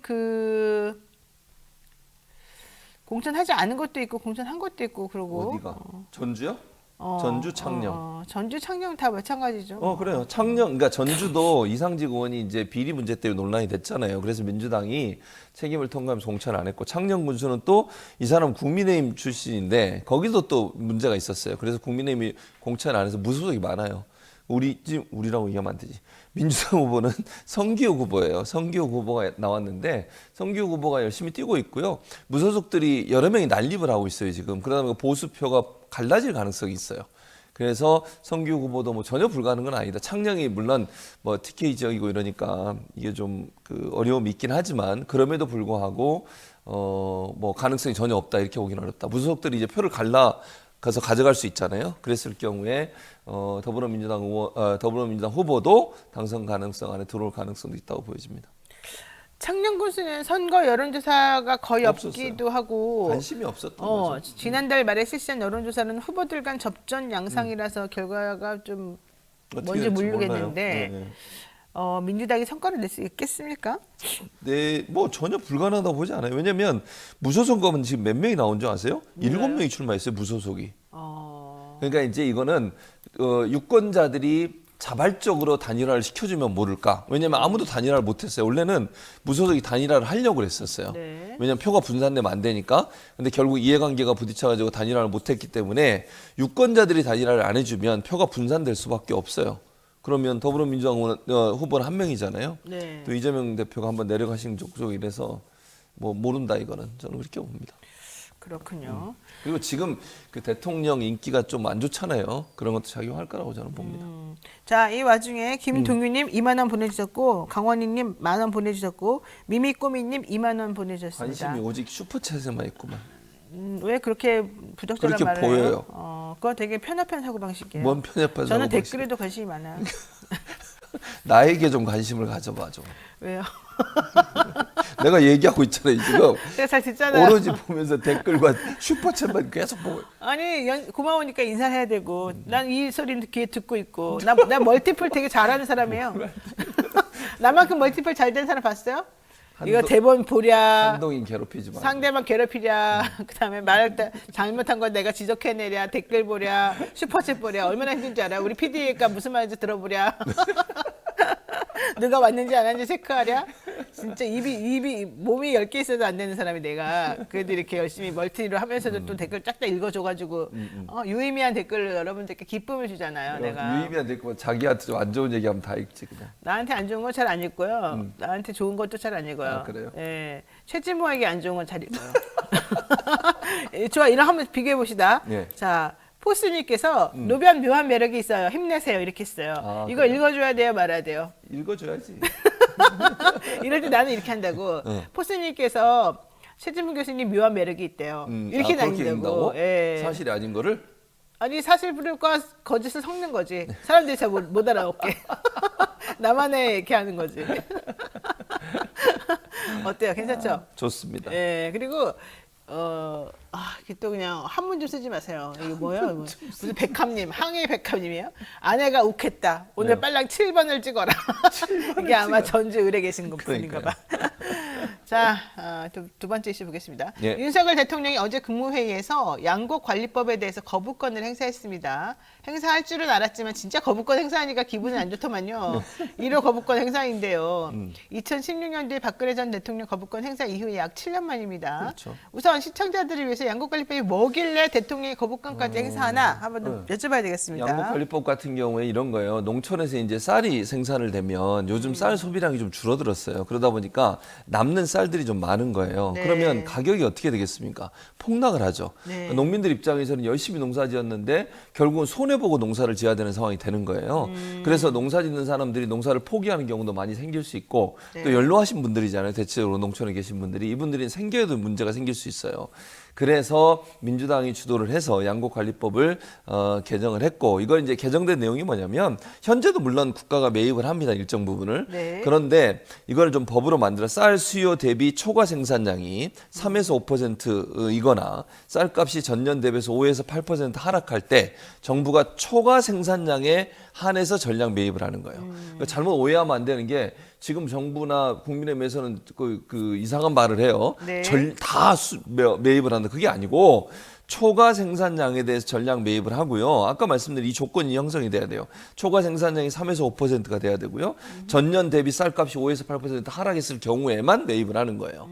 그러니까 그거는 농민들이 최소한 농사를 지을 수 있는 환경을 만들어 드려서 쌀을 생산하는 양이 일정 부분 계속 유지되게 만드는 거잖아요. 그런 부분들이 목적이라고 볼 수 있겠죠. 자, 그러면은 이러한 법안을 그렇게 굳고 반대하는 이유는 민주당이 이런 걸 제안했기 때문일까요? 아니면 포퓰리즘이라고 그럴까요? 아니면 정말로 돈이 없어서일까요? 저는 민주당에서일 것 같아요. 어허. 개인적으로 그렇게 생각합니다. 특히 이재명 대표가 1호 법안이에요, 이게. 이재명 대표 1호 법안인데 그래서 1호 법안을 윤석열 대통령이 1호 거부권을 활용한 거죠. 저는 그렇게 보이는데 이게 왜냐면 윤석열 정부나 국민의힘 주장하는 건 뭐냐면 시장 논리에 맡겨야 된다는 거예요. 네. 시장 논리에 맡겨놓으면 어떻게 되겠습니까? 농촌에서 이 농사 짓는 분들이 농사를 계속 짓겠냐고요. 만약 쌀값 계속 떨어져 보세요. 아니 비료 써야죠, 노동력 포함해야죠, 그다음에 여러 가지 뭐 농기구 활용해야죠. 이러다 보면 경비가 많이 들어가잖아요. 네. 근데 아무리 농사를 지어도 풍년이 됐는데 쌀값은 떨어져. 누가 농사 짓겠어요? 그럼 다 포기할 겁니다. 그럼 그 땅들이 다 어떻게 되겠어요? 거기다 뭐 건물을 짓든지 아니면 다른 대체 작물을 심든지 이러지 않겠어요? 네. 그럼 나중에 점점 줄어들면 어떻게 됐어요? 쌀이 이제 부족해. 우리 이제 식량 안보가 어떻게 주장할 수가 되겠냐고. 없어요. 네. 식량 안보라고 하는 것은 재난, 그러면 전쟁, 이런 재해 이런 게 발생했을 경우에 우리가 식량 안보를 중요하게 생각하고 전 세계적으로 식량 안보를 위해서 일정 부분 정부가 식량의 주요 매개체가 되는, 예를 들면 우리는 쌀이지만 미국이나 이런 데 또 밀 이런 거잖아요. 이런 것들 일정 부분 정도 수준은 계속 유지를 해야 돼요. 어떤 일이 일어날지 아무도 몰라. 그리고 나중에 지금 우크라이나 전쟁 이후에 어떻게 됐습니까? 곡물 수출에 대해서 상당히 큰 문제가 발생했었어요. 밀을 우리가 수입을 못하게 돼가지고 그게 막혀가지고, 왜냐면 항구가 막히니까 수출을 못해 우크라이나가. 그러면 전 세계적으로 밀값이 어떻게 올라가요? 그러면 우리 국민들 다 이제 난리가 나는 거잖아. 빵값 올라가죠. 그거 만드는 데 들어간 재료값 올라가니까 경제적으로 부담되죠. 그게 부담이 바로 되는 거예요. 근데 그걸 하루아침에 바꿀 수가 없어요. 예를 들면 논을 자꾸 줄여가지고 나중에 논이 없어졌다고 쳐요. 그걸 하루아침에 늘릴 수가 있어요? 그건 불가능해요. 그거는. 그렇죠.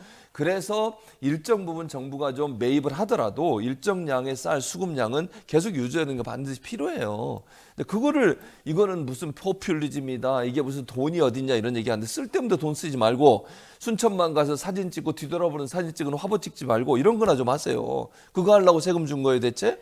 네, 역강님께서 윤석열은 일본만 이롭게 하지 우리나라 농민은 신경을 안 쓰시는 것 같네요. 이렇게 말씀하셨고, 핑크님 보기만 하다가 구독했습니다. 너무 잘 보고 있습니다. 드래곤님 TK 제발 정신을 차리십시오라고 얘기하고 계십니다. 윤 대통령은 이번에 이 법안에 대해서 쌀 강제 매수법이다, 남는 쌀 강제 매수법이다, 이거는 전형적인 포퓰리즘 법안이라고 했는데 사실 그렇지 않다고 저는 개인적으로 생각합니다. 그렇죠. 한덕수 총리는 담화를 또 그 전에 했어요. 윤 대통령하고 거부권 행사 관련해서. 그러면서 한덕수 총리가 얘기한 내용을 근거로 해서 탄핵이 필요하다 이런 주장을 또 야당에서 하고 있습니다. 네. 자, 이건 무슨 얘기입니까? 이게 이제 물론 이게 그 거부권 행사에 대한 담화도 문제지만 저는 더 큰 문제가 큰 돌덩이라는 얘기예요.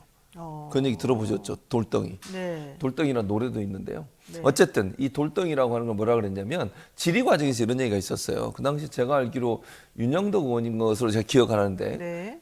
한일 관계 그 한일 정상회담 이후에 대통령이 비판받고 있는 부분 그러니까 무슨 성과가 대체 뭐냐라고 물어봤더니 답변이 큰 돌덩이 하나를 치운 것이 성과다 이런 얘기를 했어요. 근데 그러면 돌덩이가 뭐예요? 네. 그러니까 생각해봐. 그 논리를 그대로 따져보면 한일 관계의 가장 큰 걸림돌이 뭐였습니까?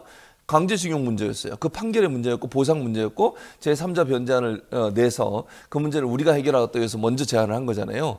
그럼 그 돌덩이라고 표현한 게 뭐 강제징용이에요. 그 판결이고. 네. 그럼 강제징용이 큰 돌덩이란 말은 강제징용 피해자들이 소송을 내서 그걸 판결을 받아내고 그것 때문에 일본의 관계가 안 좋았다고 하면 큰 돌덩이가 결국 누구냐? 강제징용 피해자분들이에요. 우리나라 국무총리가 우리나라 피해자들 향해서 큰 돌덩이라고 얘기하면 되겠어요? 이게 말이 되는 소리입니까 대체? 네. 누가 지금 큰 돌덩이야 지금? 무슨 피해자가 돌덩이야? 아니면 그런 행동을 하고 다니는 제3자 변제한 데서 행동하고 다니는 사람이 국민의 돌덩이에요 대체? 누구냐고요?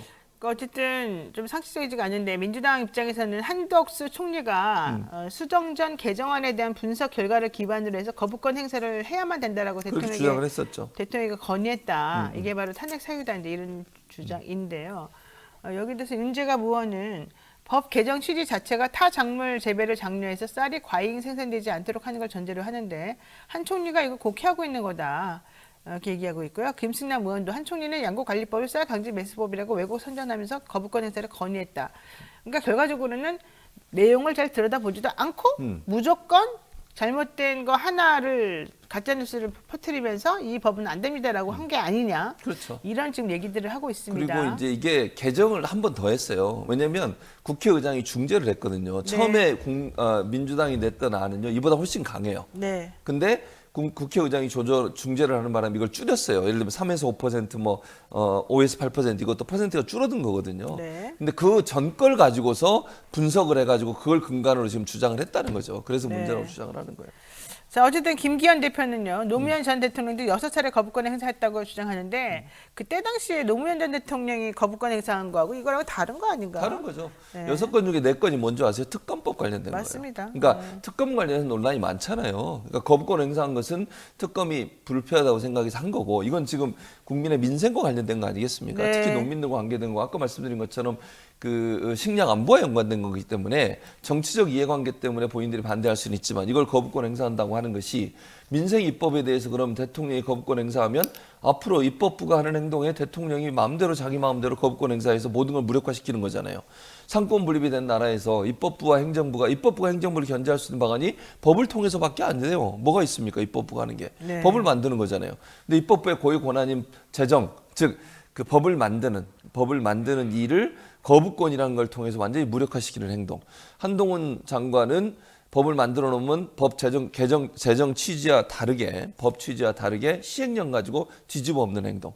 이게 바로 행정부가 입법부를 무시하는 행동이고 국민의 대의기관이고 민의기관인 입법부에 대해서 완전히 행정부가 자기의 권력을 이용해서 입법부의 권한을 완전히 침해하는 이런 행위를 하고 있다고밖에 볼 수 없는 거죠. 자, 어쨌든 헌법 53조 2항에 따라서 대통령이 법안에 이의를 표현하면 그러니까 원래는 법안을 보낸 다음에 15일 이내에 대통령이 이렇게 서명해야 되는데 그렇게 안 하고 이 법안을 돌려보내면 제의를 요구하는 거잖아요. 이렇게 되면은 국회 제적위원 가반 출석에 출석한 제적의원 3분의 2 이상의 찬성해야만 이 법안이 통과가 돼요. 예. 근데 아무래도 국민의힘 의석수가 115석이기 때문에 물리적으로는 좀 어려워 보인다. 근데 우리가 아까 얘기하기로는 그래도 농촌을 대표하는 지역 의원들은 좀 다른 생각 갖고 있지 않을까. 그럴 수 있어요. 그렇게 되면 그분들하고 잘 조율을 한번 해보면 이게 또 통과가 될 수도 있을 것 같다. 그럴 가능성도 있어요. 네, 그러니까 네. 통과가 115석이기 때문에 사실 15석만 이쪽으로 넘어오면, 즉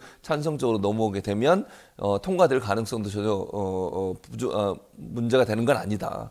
그런데 이제 그러면 또 만약에 통과가 안 된다 하더라도요, 일정 부분에 국민의힘에서 반대표가 나왔다고 생각을 해보세요. 반발표가 참 탄성 쪽으로. 그러면 어떻게 되겠어요? 대통령의 리더십은 상당히 큰 타격을 입어요. 네. 그러니까 이게 부결이 되더라도 제의를 했는데 그랬음에도 불구하고 국민의힘에서 10표 이상이 나온다 그러면 이거는 그 국민의힘 입장에서 상당히 부담이 될 수밖에 없죠. 그렇죠. 그리고 농촌 지역, TK 지역이나 PK 지역의 농촌 지역의 출신 의원들은요, 그 지역 사람들, 유권자들이 눈치를 안 볼 수가 없어요. 그분들 가만히 있겠습니까? 지금 여론조사 결과도 보면 연령대별로 대체적으로 추세가 70대 이상의 연령층에서는 민주당 쪽으로 돌아선 사람이 훨씬 많아요. 국민의힘 지지하다가. 이유가 뭐겠어요? 이런 것 때문에 그런 거예요, 결국은. 양곡관리법이 사실은 농촌 지역에 있는 분들한테는 상당히 민감한 사안이고, 그럼요. 이 사안이 PK라고 하는 지역에서 반발표가 나올 수 있기 때문에 충분히 저는 민주당의 의석수보다 더 많은 숫자가 찬성으로 돌아설 가능성이 있다고 봅니다. 알겠습니다. 자, 김기현 대표가 압도적인 지지율로 결선을 생략하고 당선이 됐는데 한 달이 지났습니다만 존재감은 없고 계속해서 당에 대한 지지도는 떨어지고 있는 상황이죠. 네. 윤석열 대통령에 대한 것도 마찬가지이고 오히려 그러면서 불협화음만 자꾸 세지고 있습니다. 정광훈 목사가 엄청나게 이 국민의힘에서 중요한 존재였다라고 하는 것을 김재원 최고위원이 계속 말해주면서 이 계륵 같은 존재가 지금 되고 있죠. 네. 그래서 당내에서는요, 최고 득표를 당선된 김재원 최고위원 징계를 해야 된다 이런 얘기도 지금 나오고 있어요. 자, 갑자기 김재원 의원이 지금 한 개, 세 개 정도 되거든요. 부적절하게 말한 맞아요. 것이. 자, 뭐가 있고 이거 왜 나오는 겁니까? 일단 첫 번째는 5.18 관련된 헌법 전문에 5.18 집어넣냐 마냐. 네, 이제 정광훈 그 목사라는 분이 하는 예배에 가가지고 또 거기서 뭐 그건 뭐 그때 선거 때문에 한 얘기다. 우파 통일 이런 거? 네. 응, 아니 그거 첫 번째는 5.18, 그다음 5.18. 두 번째는 우파 통일했다. 아틀란타 가가지고 또 미국까지 가지고 그런 소리 했죠. 마지막으로 무슨 얘기가 있었냐면 4.3 기념식 있었잖아요. 거기에 대통령이 안 갔어요. 거기에서 인터뷰하는 과정에서 뭐래? 4.3은 다른 국경일보다 그냥 기념일이기 때문에 낫다, 네, 거기 낫다. 낫다. 그러니까 안 가도 된다. 이런 식의 논리를 폈어요. 그러니까 유가족들한테 가슴에 대못을 박는 거 아니겠습니까?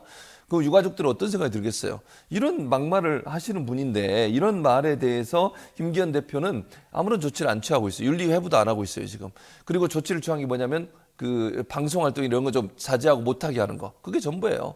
그럼 과연 국민들이 이 김재원 최고위원이 하는 행동 지금 3번이나 일주일 동안 3번이나 문제를 발생시킨 거잖아요. 일주일인가 한 달인가 어쨌든 한 달이든 일주일이든 짧은 시간 안에 3번이나 문제를 일으킨 설화를 일으킨 이런 사람을 아무런 조치도 취하지 않고 이렇게 그냥 방치하는 것이 국민의힘에게 도움이 되겠습니까? 국민들이 어떤 생각이 들겠어요? 정광훈 목사한테 대체 무슨 발목이 잡혔길래 국민의힘 저러나 이런 생각이 들 수밖에 없는 상황이라고 생각합니다. 김기현 대표를 전광훈 목사가 당선되게 해줬대잖아요. 자기가 밀어넣은 당원들이 찍게 만들어서. 참, 그건 정말 믿기도 어려운 일입니다만. 자, 김재원 네. 의원은요, 최고위원은요, 변호사예요. 네. 그리고 원래 국회의원이었어요. 1964년 출생했고요. 대류가주 변호사였는데 형은 김원규라고 사업하시는 분이에요. 이베스트 투자증권 대표이사예요. 경북대학교 경영학과를 졸업했는데 형은 형이 투자증권의 대표이사다. 근데 동생은 국회의원이다. 전직. 전직. 모두 전직 하지만 현직은 최고위원이잖아요. 최고위원. 수석 최고위원이잖아요. 본인이 하고 싶은 게 뭘까요, 정확하게? 누구? 김재원. 국회의원이지 뭘 하고 싶겠어요. 그러니까 내 말은 국회의원을 하든 뭘 하든 간에 이제 이런 그 가족관계 내에서 뭔가를 좀 도움이 되는 영향력을 행사하고 싶어하는 거 아닐까. 우리가 모르는 무엇이 있어서 이 돈과 관련된 무엇이 있어서 이런 행동을 일부러 하는 걸 수도 있겠다. 그냥 언뜻 그런 생각이 들었다는 거죠. 노 코멘트. 홍범승님께서 슈퍼챗 5만 원 뭐, 쏴주셨습니다. 그러니까 너무 많이 고맙습니다. 자꾸 네. 슈퍼챗 얘기하니까 쏘시잖아요. 그러군요. 드래곤님, 아유 감사합니다. 정상적인 나라에서 살고 싶다. 예, 2만 원 보내주셨고요. 왜요? 아니 평소에 슈퍼챗 얘기 안 하는데 오늘 왜 이렇게 슈퍼챗 얘기를 하는 거야? 제가 하는 게 아니라 쏴주시니까 제가 읽어드려야죠. 왜 그래요 저한테? 모르고 읽어주지도 마요. 읽어줘. 고마운데 예, 읽어드려야죠. 예. 자 네. 마지막 질문 하나 하겠습니다. 네. 최근 들어서 홍준표 대구시장이 당을 향해서 내는 목소리가 점점 커져요. 이분은 당이 잘못하면 못한다고 뭐라 그러고 당이 잘하면 잘한다고 또 내가 그 알았다고 뭐라 그러고 자꾸 되게 이 사람이 사는 법 뭐 이렇게 저는 생각이 좀 드는데 하여튼간 홍준표 대구시장은 아주 흥미로운 사람입니다. 어쨌든 홍준표 시장이 당을 향해 내는 목소리가 많이 커지고 있고요. 일각에서는 홍 시장이 국무총리 하고 싶어서 저런다 이렇게 얘기해요. 과연 이게 시나리오가 되겠습니까? 아니요. 전혀 안 돼요. 아니에요. 왜요? 일단 첫째 윤석열 대통령이 홍준표 지금 대구시장을 국무총리 시키지도 않고요. 그럴 가능성이 전혀 없고요. 현직 그리고 지방자치단체장을 총리로 시키는 거는 말이 안 돼요. 그것도 이상하고요. 그럼 대구 시민을 무시하는 거잖아요. 그 말도 안 되는 얘기고 두 번째는 홍준표 지금 시장이 이런 태도를 보이는 건 대권 때문에 그래요.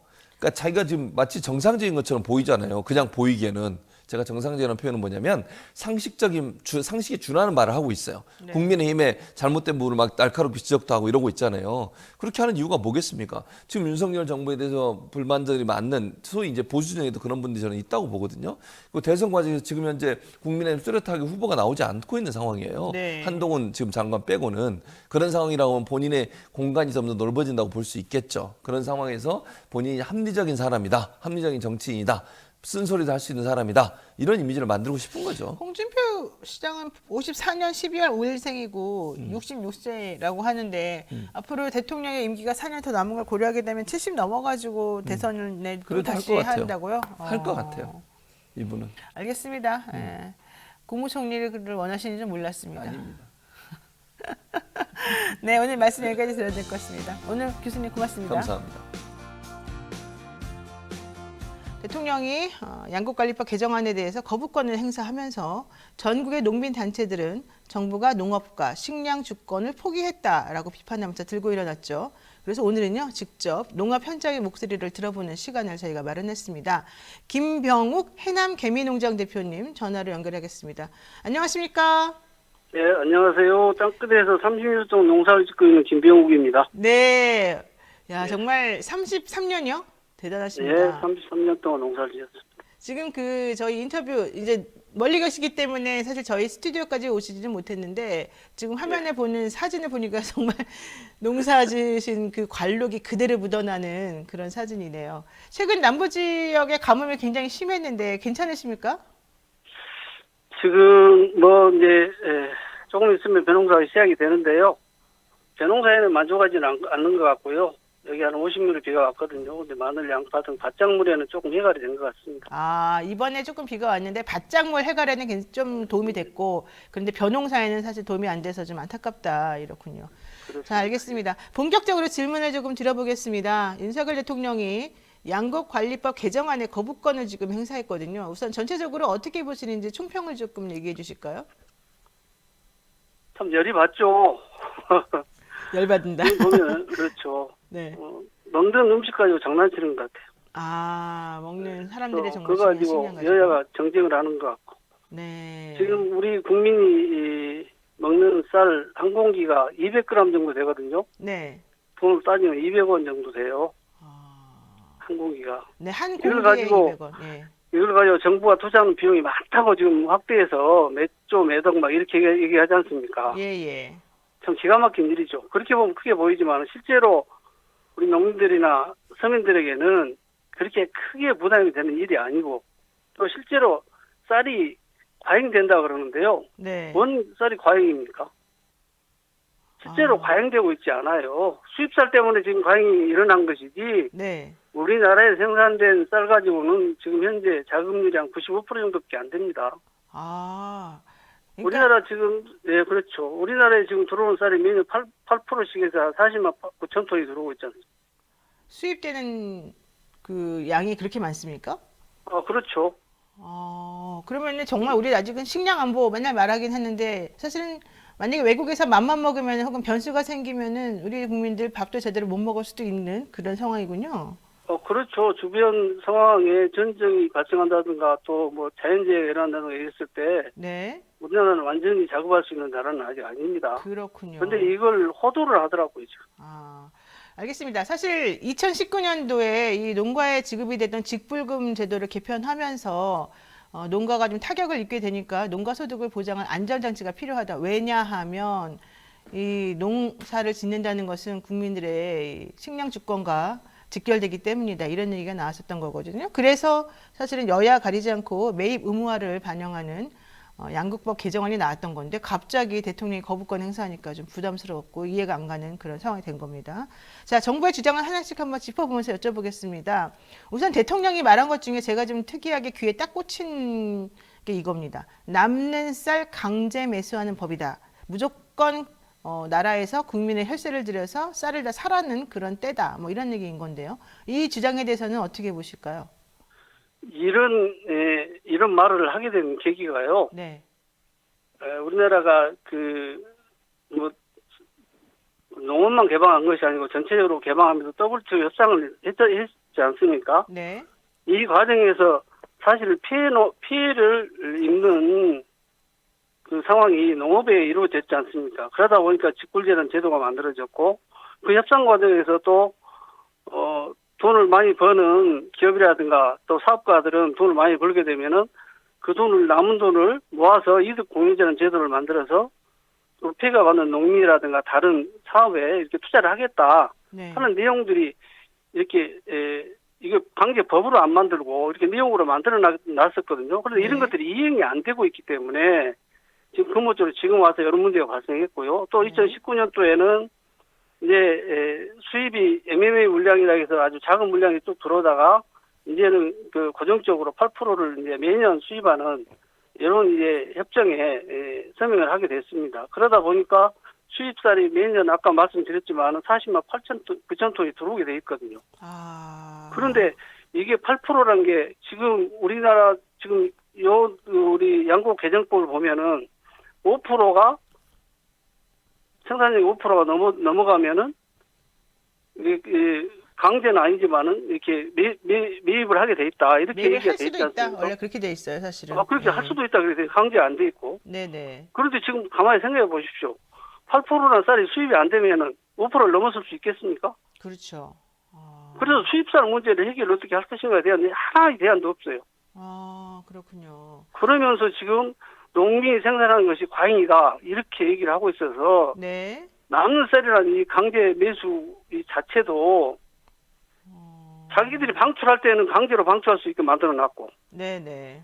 그렇잖아요. 정부에서 방출할 때는 강제로 방출할 수 있게 만들어놓고 매입할 때는 강제가 아니라 할 수 있다 이렇게 해놓고 그렇죠. 안 하고 있기 때문에 이번에 이런 양국관리법 개정안이 만들어지게 된 겁니다. 그런데 이걸 갖다 대통령이 누구한테 어떤 보고를 받았는지 모르겠지만은 쌀이 남는다 그래서 이렇게 거부권을 행사해버리면 안 되는 것이죠. 지금 그 양곡 수급 안정대책 수립 시행 등에 관한 규정 이런 걸 살펴보게 되면 초과 생산량이 생산량의 3% 이상일 때 또 그리고 쌀 가격이 평년 가격보다 5% 이상 하락했을 때 정부가 이 쌀을 매입할 수 있지만 열흘마다 세 차례 이상 쌀값이 1% 넘게 상승하면 이런 그 쌀을 그러니까 공공에서 가지고 있던 비축미를 팔아야 된다라고 되어 있는 겁니다. 그러니까 매입은 할 수도 있다 이렇게 되어 있고 팔아야 되는 거는 의무적으로 지금 조항이 나와 있는 건데 이렇게 따지고 보면은 오히려 쌀을 사고 팔고 하는 것에 대해서 시장 경제에 이 정부가 과도하게 개입할 수도 있는 부분이 남겨져 있는 거고 현실적으로 농사를 지으시는 이런 분들에 대해서 정부가 좀 이런 말 죄송합니다만 장난할 수도 있다 이런 느낌도 사실 들어요. 그런데 대통령은 이거는 무조건 노려보고 쌀 사라고 하는 거다 이렇게 말하면서 좀 매도하고 있는 부분이 있어서 좀 안타까운 심정이군 하군요. 그렇죠. 2019년도에 네. 이제 직불금이 두 가지가 있었지 않습니까? 직접 지불제도하고 변동형 지불제도가 있었어요. 근데 네. 변동형 지불제도는 수확량에 따라서 그의 수확량이 떨어지면은 거기에 따라서 정부가 지원해주고 하는 제도였거든요. 근데 네. 이걸 없애면서 지금 양국 개정 법안이 만들어졌어요. 그런데 아까 말씀드렸듯이 네. 할 수 있다 이렇게 해놓고 지금 말장난 해놓은 거죠. 그렇죠. 법을 만들 때 정확히 잘 만들었어야 되는데 네. 할 수 있다 이렇게 해놓고는 안 할 수도 있다 이렇게 해석을 해버린 거거든요. 정부가. 그렇죠. 그리고 또 파는 거는 의무적으로 팔게끔 예, 해놨으니까 그렇죠. 사실 쌀값을 예. 떨어뜨리는 거는 오히려 더 할 수가 있는 상황이 돼버린 거죠. 그렇죠. 이 문제가 정확히 발생한 것은 2021년 7월 8월 달에 네. 8월 달에 그에 상당히 많이 그 쌀이 생산됐지 않습니까? 네. 2020년도에 2020년도에 쌀이 많이 생산됐는데 네. 요 수급을 빨리 대처를 했었는데 안 하고 있다가 2021년 7월 8월 달에 네. 아까 말씀드렸듯이 뭐 쌀값이 1%씩 이렇게 상승하면 할 수 있다. 이거 한다. 네. 요걸 적용해 갖고 7, 8월 달이 조별 수확기인데 연거푸 방출을 해버린 겁니다. 아, 그렇게 되면 쌀값이 폭락을 해버리는 거군요. 그때부터 폭락이 지금까지 온 거죠. 그러니까 그게 2022년 9월 25일 기준으로 그 1년 전보다 훨씬 더 폭락을 하게 된 거예요, 이게 2021년 그렇죠, 기준으로. 그렇죠. 아. 이미 시중에는 민간 RPC나 제가 이제 나름대로 조사해보면 민간 RPC나 농협 네. RPC들은 이미 재고가 많이 쌓여 있었어요. 재고가 예. 재고 많이 쌓여 있었는데 어떻든 간에 그 시기에 쌀값이 이렇게 오르는 이상한 현상이 벌어졌거든요. 네. 그러니까 정부가 계산도 않고 느닷없이 이제 쌀을 수확기에 팔아버린 그냥 수확기에 방출을 해버린 거죠. 수확기에. 아하. 네, 수확기 8월 달이면 조배가 수확이 시작이 되는데 그렇죠. 이때 방출을 해버리니까 그때부터 폭락한 것이 연거푸 지금까지 쭉 흘러와서 어허. 지금의 이런 쌀 폭락 사태가 벌어진 거죠. 그러니까 2021년 9월 기준으로 해서는 그 원래 쌀 20kg 도매값이 53,816원이었는데 윤 대통령 집권하고 얼마 안 있었던 2022년 9월, 그러니까 작년이죠. 작년 기준으로는 그보다 24.9%, 즉 25% 정도 폭락한 4만 393원에 팔렸다라는 얘기입니다. 그렇기 때문에 그때부터 이제 RPC라든가 소정공장에서 쌀을 많이 내보내기 시작하니까 네네. 폭락이 시작이 된 거죠. 근데 이제 이런 얘기를 해요. 정부나 이걸 반대하는 입장에서는 양국법 개정안이 통과가 되면 쌀 공급 과잉이 심화가 되고 결국 농민들은 뒷일을 생각하지 않고 무조건 이 농사만 지으면서 정부한테 쌀을 사달라고 할 거다. 이렇게 되면 오히려 그게 쌀값을 하락시키는 요인이 될 것이고 식량 안보 위기를 초래할 거다. 이런 얘기도 합니다. 이게 맞는 말입니까? 전혀 틀린 말이죠. 어... 우리나라 쌀 농업이 과학적으로 농사를 진다 하더라도 네. 매년 100% 매년 풍년이 될 수는 없어요. 풍년이 왔다 갔다 합니다. 엊그제 내가 대정부 질문을 보면서 우리 네. 총리님 대답한 거 보고 깜짝 놀랐어요. 매년 이만큼 저기 자기들은 과잉된다고 하는데 저는 과잉이라고 생각하지 않습니다만 네. 이 쌀들을 매년 매입하게 되면은 이게 농민들에게 피해가 간다 이렇게 대답하더라고요. 그러니까요. 정말 엉뚱한 대답이죠. 아... 매년 풍년이 든다는 보장도 없고요. 네네. 아까 제가 말씀드렸듯이 기본적인 수입쌀이 매년 8%씩 들어와서 12년이면은 전체 우리 1년 쌀을 생산하는 쌀 생산량의 전체 수입이 1년치가 12년이면은 우리나라를 교란하고 있다는 것이죠. 이 문제 어떻게 할 것인가 대답 하나도 않고 계속 과잉 그래요. 그렇죠. 과잉 아닙니다. 네. 그러니까 사실은 이제 어느 나라나 자기네 나라 국민들이 먹을 수 있는 쌀의 생산과 관련돼서는 어느 정도 보전을 해주고 여러 가지 방면으로 보호를 해줍니다. 근데 그렇게 하다 보니까 세계무역기구 같은 곳에서는 그러면 안 된다. 자국민에 대한 그런 것만 보호하면 안 된다고 하면서 그런 걸 철폐하라고 얘기를 하죠. 그러니까 그때부터 우리나라는 사실 그동안에 농민을 보호하던 여러 가지 조항들이 있었는데 그걸 좀 철회를 하고 없애기 시작을 했어요. 그러면서 결과적으로는 매년 40만 9천 톤의 쌀을 수입을 하고 있고 그 예산이 점점 늘어나고 있는 실정인 것입니다. 근데 그런 거에 대한 얘기는 전혀 하지 않고 그냥 농민들이 자기네 개인적인 이득을 취하려고 이기적으로 이런 식으로 정부가 도와주는 거를 빌미로 해서 무조건 쌀 농사만 지어놓고 살아 이렇게 배째라 정신으로 나올 거다 이렇게 보는 게 지금 정부의 시각이라는 거고 그게 매우 속상하고 안타깝다 이런 말씀이신 그렇죠. 것 같아요. 네. 2019년도에 자료를 보니까 그 수입쌀을 매입하기 위해서 3,800억을 투자했더라고요. 네. 그래서 올해 이제 2023년도에 올해 하려고 그러니까 5,549억까지 올라가 있어요. 아, 근데 거의 이게 2천억이 농민들- 늘어났네. 예. 그렇죠. 농민들 이걸 잘 모르고 있어요. 그런데 정부는 이렇게 막 쓰면서 농민들이 조금 남는 쌀을 매입해달라는데 못하겠다 정부가. 네. 정말 어불성설이죠. 그렇군요. 이 정황- 수입쌀 때문에 문제가 발생한 건데 네, 네. 이거는 뒤로 밀어놓고 다른 문제 가지고 과잉 계속 해대는 것이 정부의 정말 잘못된 생각이고 잘못된 정보라고 저는 생각을 합니다. 근데 저는 조금 제가 속상했던 것 중에 하나, 그리고 이해할 수 없는 것 중에 하나는 정황근 농림축산식품부 장관입니다. 사실은 이 농림부 장관이기 때문에 현실적으로 농촌의 어려움이나 이런 농부들의 마음을 제일 잘 아우르고 이분들의 어떤 식으로 같이 잘 살 수 있을까를 고민해야 되는 그런 자리일 텐데, 이번 법 개정 관련해가지고 대통령한테는 그냥 물가 안정만을 얘기하면서 이거는 좀 옳지 않은 법안이다 이런 취지로 얘기를 했다는 소리가 있습니다. 혹시 어떻게 아시는 부분이 있을까요? 저도 들었습니다. 정말 화가 나는 일이죠. 네, 농림부 장관이라 그러면은 누굽니까? 우리 농민을 보호하라는 농민의 아버지 역할을 해야 할 사람이에요. 그렇죠. 그런데 소비자를 보호하겠다고 얘기를 해놓고 저희들도 기대를 했죠. 정황근 농식품 장관이 농촌진흥청 출신이기 때문에 현장을 잘 알겠다 네, 싶어서 네. 기대를 했는데 정말 엉뚱한 일을 지금 저지르고 있습니다. 그러니까요. 이렇게 되면은 아니 장관이 우리를 보호하기는커녕 오히려 이런 식으로 우리를 공격하는 데 앞장서고 그 전문 지식을 이런 식으로 활용하는구나. 뒤통수를 맞은 그런 느낌일 것 같습니다. 그러면서 이번 쌀 대책을 낼 때 정황근 농림축산부 장관이 네, 쌀 중에서 맛이 좋고 수확량도 많은 신동진변한 것을 없애겠다. 그래요, 맞아요. 없애겠다가 아니고 정부 비축미에서 제외를 하겠다. 네. 그렇게 얘기를 했어요. 그렇게 이 얘기를 듣고 정말 깜짝 놀랐어요. 아, 이분이 어디 출신입니까?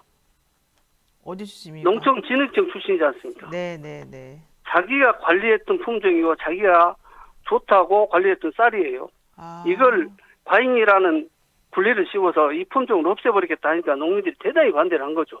그러니까는 이 장관이 농촌진흥청에서 근무할 때는 이 품종이 생산성도 높고 맛도 좋으니까 이걸 많이 심어가지고 합시다라고 해놓고 이제 장관에 가서는 과잉 생산되고 있으니까 그 맛 좋고 생산성 높은 그 품종은 정부 비축미를 우리가 구입하지 않는 방안을 내놓겠다 이렇게 말했다는 거잖아요. 예, 그렇죠, 그렇죠. 이거 완전 정말 이거 모순인데. 잘못된 거죠.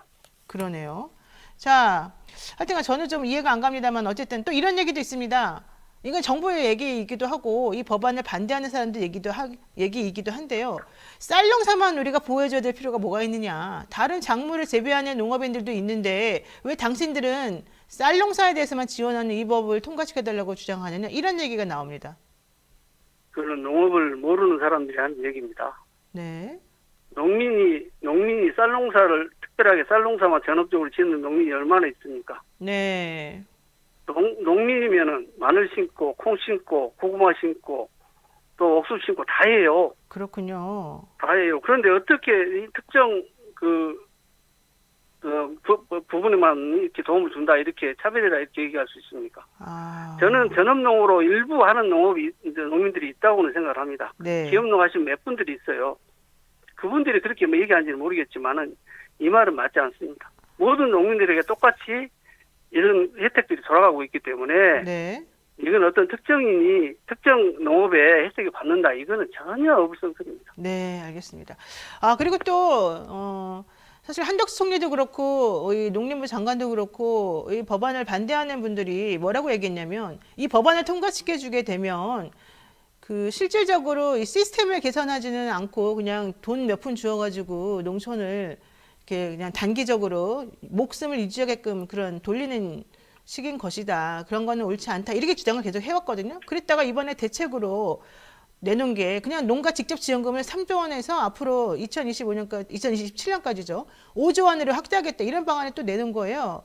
그러니까 갑자기 그동안에 돈 주면 안 된다고 하더니 이제 갑자기 돈 주는 걸로 해결하겠다. 또 이런 얘기가 나오고 있어요. 근데 이게 현실적으로 과연 실효성이 있는 법안이냐 따져보면 그게 또 아니란 얘기가 나오거든요. 이거는 무슨 얘기입니까? 우리 윤 대통령께서도 대통령 선거 때 직불금을 5조까지 올리겠다 공약을 네. 했어요. 네. 새롭게 만들어낸 건 아닙니다. 아, 그거는 그때 당시에 농업 정책을 위반한 사람들이 필요하다고 알고 있었기 때문에 네. 이건 이루어져야 할 부분입니다. 그런데 무조건 농민들에게 퍼준다. 직불금이요. 이해를 잘 못하고 있겠지만은 있어서 그런데요. 네. 공익적인 가치가 대단히 많은 농촌에 이게 투입되는 자금이라고 봐야 됩니다. 저희 농민들이 그렇게 생각을 합니다. 네. 예를 들면 벼농사를 안 진다고 생각해 보십시오. 예. 환경 문제, 재난 문제, 발생할 문제들이 엄청 많이 있습니다. 지금 현재 농촌하고 어촌에서는 기본소득을 농촌하고 어민들에게 지급해라 하는 운동을 하고 있어요. 그 문제는 뭐냐면 농촌에 사는 것 자체가 네. 엄청난 공익적 일을 하고 있다. 그렇기 때문에 달라. 이 얘기거든요. 그런데 그걸 대신해서 직불금이라는 것을 저는 받고 있다고 생각을 합니다. 네. 이걸 그냥 보조로 주는 거 아니에요. 농민들이 물 가두고 1년에 농사 지면서 파랗게 들 만들고 또 그 여러 가지 환경적 문제들을 또 산소 공급하고 하는 것들 다 하고 있지 않습니까? 네. 그런 차원의 준 거라고 생각해야지 이게 공짜로 농민들에게 정부에 준다? 아닙니다, 이게. 자, 그리고 또 이런 얘기도 나옵니다. 양곡관리법 개정과 관련된 대안으로 직불제 좀 개선하겠다. 또 하나는 청년 농업인을 육성하겠다. 그다음에 경영 이양 직불제를 채택하겠다. 가루쌀 산업을 육성하겠다. 쌀을 많이 소비할 수 있도록 운동하겠다. 이런 것들이 나오거든요. 이거는 실효성 있는 대책이 됩니까? 지금 정부가 이번에 그 양국 개정안을 이렇게 거부권을 행사하면서 이런 네. 걸 보면서 어떤 젊은 청년들이 농촌에 들어오고 싶어 하겠습니까? 이번에 그 진흥청에서 발표한 쌀 소득 내용을 보면요. 네. 지금 1헥타의 생산비가 네. 855만 원이 소요되는 걸로 돼 있어요. 네. 총 소득은 1,000만 원 정도 왔다 갔다 하거든요. 네. 그럼 이걸 빼버리면은 150만 원 정도밖에 소득이 안 오르는데 그렇죠. 어떤 젊은 청년들이 농촌에 와서 직업으로 살려고 하겠습니까? 정부가 기본적으로 농업에 대한 생각을 바꾸지 않고 계속 이런 식으로 통제만 하겠다고 생각하는 그런 생각을 가지고 농촌을 운영한다면은 네. 좋을 사람 거의 없어요. 그리고 가로수산 문제 같은 경우도 네. 지금 만들어낸 거 아니지 않습니까? 그렇죠. 수십 년 전에 가로수산 정책을 만들었어요. 그래서 밀가루하고 다른 것을 없애자 그래갖고 찰기를 없애자 하면 막 이런 얘기들 계속 해왔어요. 근데 하다가 흉년이 들면은 없어지고 또 많이 생산하면 또 하고 네. 지금 지금 전략작물이란 지금 전략작물 재배하겠다고 지금 내세웠잖아요. 네네. 이게 지금 발전된 과정을 보면은 처음에는 타작물 재배라고 해서 조금 생산이 많이 되니까 타작물 재배라고 해서 이름을 주고 이런 그 논에다가 네. 가루쌀 또 풀 사료 이렇게 재배 뭐 이런 식으로 갔거든요. 그 다음에 또 이름을 바꿔서 뭐라고 해요? 대체작물이라고 해서 또 바꿨어요. 그 중간에 또 없어졌다가 대체작물 바꿨어요. 그 중간에 없어진 이유가 뭡니까? 또 쌀이 생산이 줄어서 흉년이 되니까 없어요. 살짝 없어져요. 아. 그 다음에 또 대체작물이라고 만들었어요. 네. 한참 동안 대체작물 하다가 또 조용해졌어요. 생산량이 네. 줄어드니까. 그 이제 또 이게 다 같은 내용의 정책입니다. 이게 이제는 이름을 바꿔 전략작물이라고 해서 또 농민들에게 타작물을 심어라. 네. 다른 작물 심으면 보조해주겠다. 이런 식으로 나오거든요. 정말 일관할 수 없는 이미 발생했던 내용들을 어느 때는 하고 어느 때는 안 하고 자꾸 이렇게 바꿔가면서 네.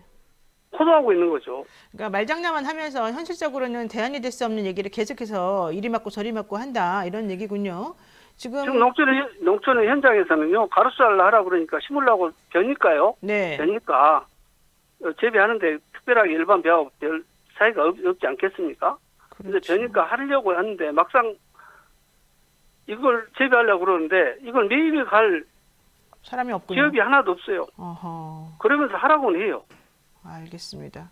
지금 이런 정책을 어떻게 농민들이 믿고 하겠습니까? 맞습니다. 또 청년농을 육성한다고 하는 정책도 현실적으로는 좀 실효성이 없다. 왜냐하면 1헥타르 농사지어서 생산하는 데 들어가는 비용이 855만 원 정도인데 실제 판매되어서 수익이 얻는 거는 그것에 대해서 1,000만 원 정도밖에 못 받으니까 150만 원 정도 수익이 발생하는 건데 그거 가지고 그렇죠. 어떻게 먹고 사냐 이런 얘기도 하셨고. 선장입니다. 예. 그리고 지금 사실 이제 정부에서 또 이런 얘기도 하고 있거든요. 외국인 근로자들을 대거 투입을 해서 농사를 지을 수 있게끔 하겠다. 지금 농사 지으신 분들이 고령층이 많이 계시기 때문에 현실적으로 농사 짓기가 어려우니 외국인 근로자들을 투입하겠다. 뭐 이런 얘기도 사실 나왔는데 제가 보기에 그것도 현실적으로는 썩 그렇게 실효성은 없어 보이는데 가능한 얘기입니까? 필요는 하죠. 필요는 대단히 많이 한다. 필요합니다. 예, 있으면 좋다. 필요하는데 예. 지금 정부에서 하고 있는 외국인 근로자 정책은 많이 바꿔야죠. 아, 왜요? 현장에서 마음대로 일을 할 수 있게 이렇게 구조를 바꿔야 하는데 네. 그렇게 못하고 계속 그냥 불법 체류자들이 굉장히 많이 들어가고 있어요. 정부에서 그런 부분들을 명확히 안 해놓기 때문에 그렇죠. 필요는 합니다. 그렇군요. 그런데 전격적으로 잘 만들어서 네. 정말 농촌에 투입할 수 있도록 해주는 것이 바람직한 방법이죠. 그러니까 말로만 외국인 노동자들의 노동력을 투입할 수 있게 하겠다는 거 할 게 아니라 그분들의 신분이나 이런 것들을 합법적으로 만들어주면서 실제적인 지원이 가능해져야 이분들이 와서 마음 놓고 편하게 일을 할 수가 있는 거군요. 그렇죠. 알겠습니다. 정말 여러 가지로 대책이라고 하는 게 주먹구구식으로 나오고 있기 때문에 현실성이 좀 없다. 그리고 그런마저도 계속해서 정책이 맨날 바뀌기 때문에 안정적이지도 않다. 이런 얘기신 것 같은데 마지막으로 이 정부에 좀 건의하고 싶은 사항 내지는 정말 절실하게 이 농사 짓는 분들 입장에서 원하는 것 이런 것들이 있으면 좀 얘기를 해주세요. 지금 인터뷰하는 것이 양곡관리법 개정안에 대한 부분이 대부분이었지 않습니까? 네. 그 근본적으로 문제는 정부에서 쌀이 남아돌지 않는 쌀이 남아돈다고 이러면서 지금 과잉이라 하면서 지금 문제가 발생했으니까 저는 매년 지금 우리나라에 8%씩 들어오는 80만 9천 톤의 이 수입쌀을 어떻게 해결할 것이냐. 이게 시중을 교란하지 않게 어떻게 할 것이냐. 네. 아니면 그만큼을 수출하든지 어떤 대안을 국회에서부터 논의해서 아니면 재협상을 해서 지금 우리 쌀 소비량이 많이 줄었지 않습니까? 그렇죠. 그럼 수입량도 줄여야 되지 맞지 않겠습니까? 60kg까지 줄었는데 네. 1년 소비량이 네. 그러면 재협상을 하든지 어떤 방법을 통해서 이런 걸 규제를 하고 해서 협상을 다시 하든지 WTO 협상을 다시 논의하든지 해야 되지 않겠습니까? 네. 네. 그걸 영구적으로 가져갈 겁니까 정부가? 그렇죠. 저는 이런 거 좀 해주면 좋겠고요. 그다음에 농업 통계 네. 제대로 좀 해줬으면 좋겠어요. 아. 매년 쌀 수확량 통계 나오면요 매년 틀립니다. 매년 틀려요. 그래 연말에 가서 다시 조사하고 다시 조사해서 그때서 이제 확립되고 그러는데요. 사전 조치를 취하려면은 통계가 정확히 나와야 됩니다. 그런데 우리나라 농업 통계 거의 안 나와요. 제대로 안 나옵니다. 8월 15일, 9월 15일 계속 조사하지만은 네. 제대로 된 농업 통계 안 나오고 있습니다. 왜 그럴까요? 이상한 일이네요. 지금 위성이 날아다니고 GPS가 사용되고 하는 이 시기에도 네. 이렇게 농업 통계를 못 낸다면은 정말 잘못된 거 아닙니까? 맞습니다. 알겠습니다.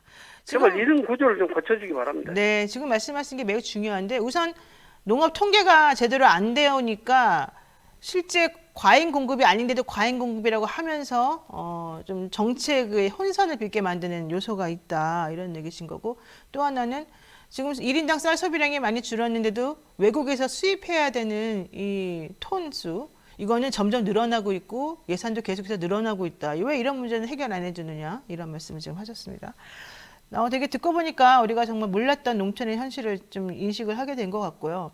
그다음에 정책을 펼치시는 분들께서도 제대로 된 통계나 제대로 된 정보 없이 혹시 그냥 탁상공론처럼 뭔가 일을 하고 있는 건 아닌가라는 의심이 지금 강하게 드는 상황이군요. 여러 가지 측면에서 오늘 좀 알차고 좋은 시간이었던 것 같습니다. 네. 오늘 말씀 여기까지 드려야 될 것 같습니다. 고맙습니다. 네, 감사합니다. 네, 지금까지 김병욱 해남개미농장 대표와 함께했습니다.